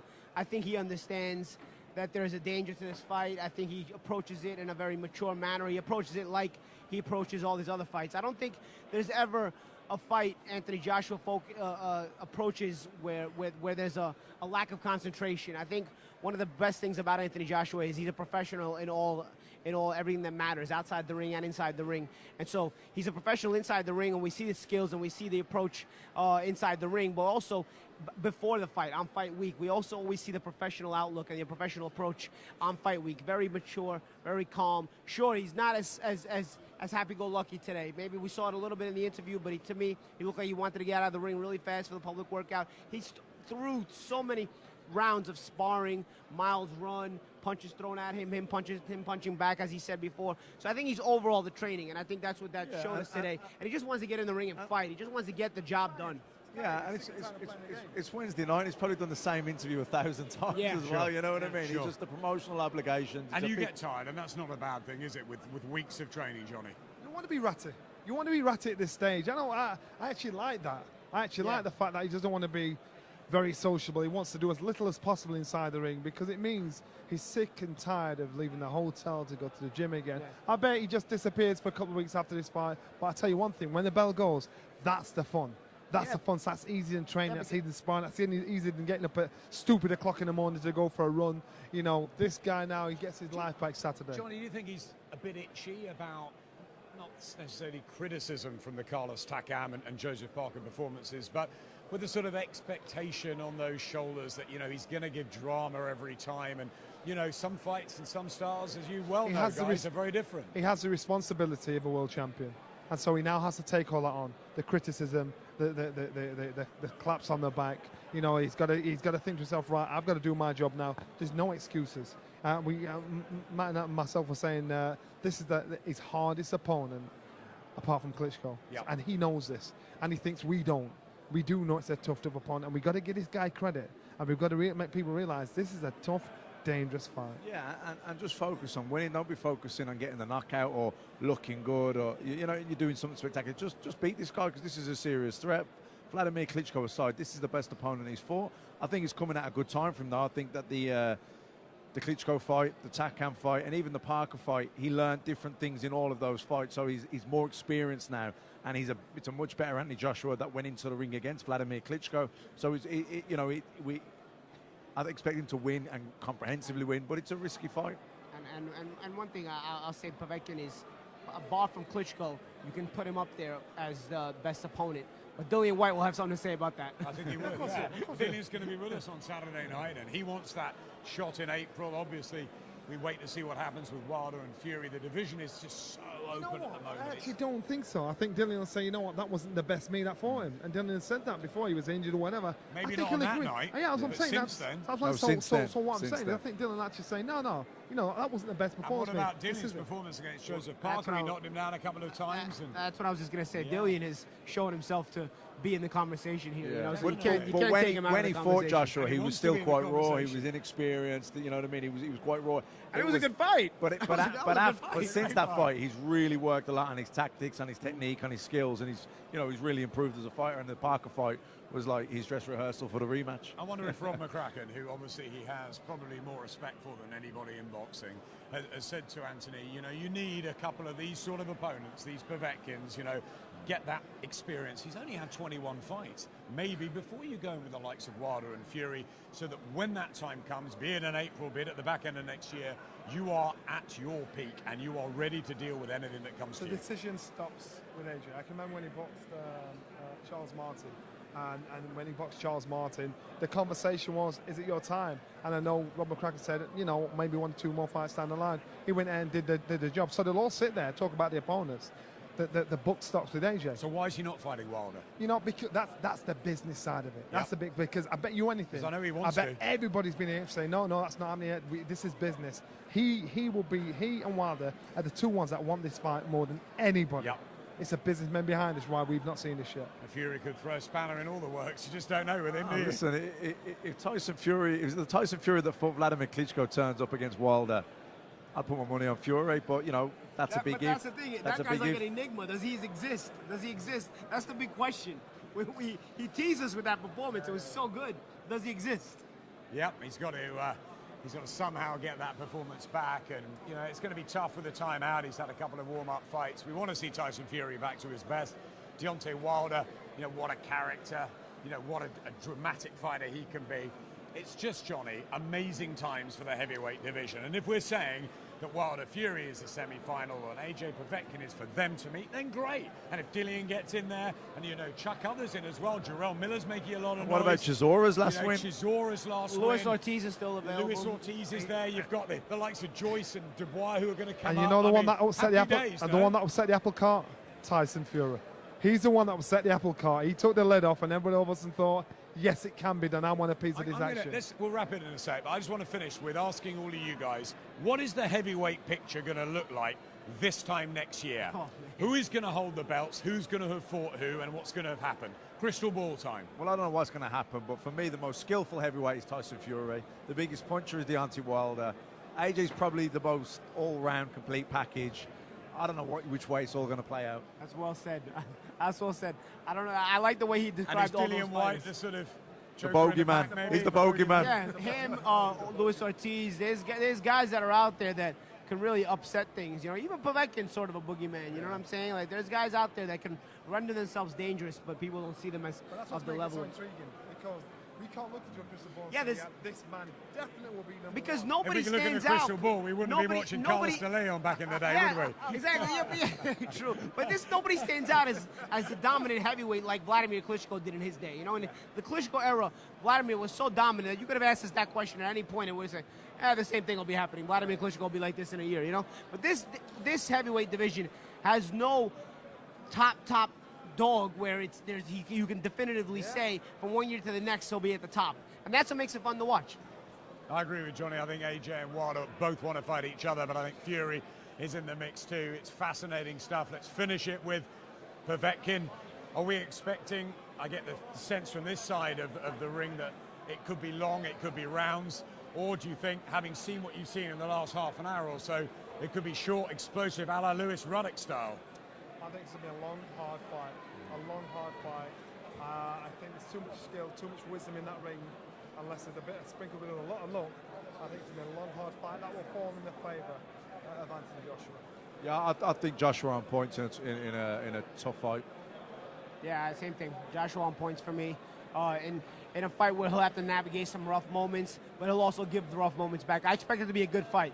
I don't think people have anything to complain about after Saturday night. I think, people are, what have you come done for me lately many times, the excitement factor of a fighter and whatnot. I think Saturday night's fight is exciting. The styles sell you that. The styles make for an exciting fight. But I think it's a long fight because both guys are there mentally in it for the long haul. Well, we can't wait. Workouts are done and dusted. Anthony just doing some more interviews. I'm sure he'll spend an hour or so here at the York Hall Bethnal Green chatting to fans. That's what he does. Tomorrow's the press conference. We've got the weigh-in on Friday, of course. So much ahead. Sky Sports News will have everything covered. SkySports.com as well. Sky News, it will be everywhere over the next 72 hours or so. And we cannot wait for Saturday night at Wembley Stadium. AJ is back in a tough and dangerous mandatory defence against Alexander Povetkin. Goodbye from us all.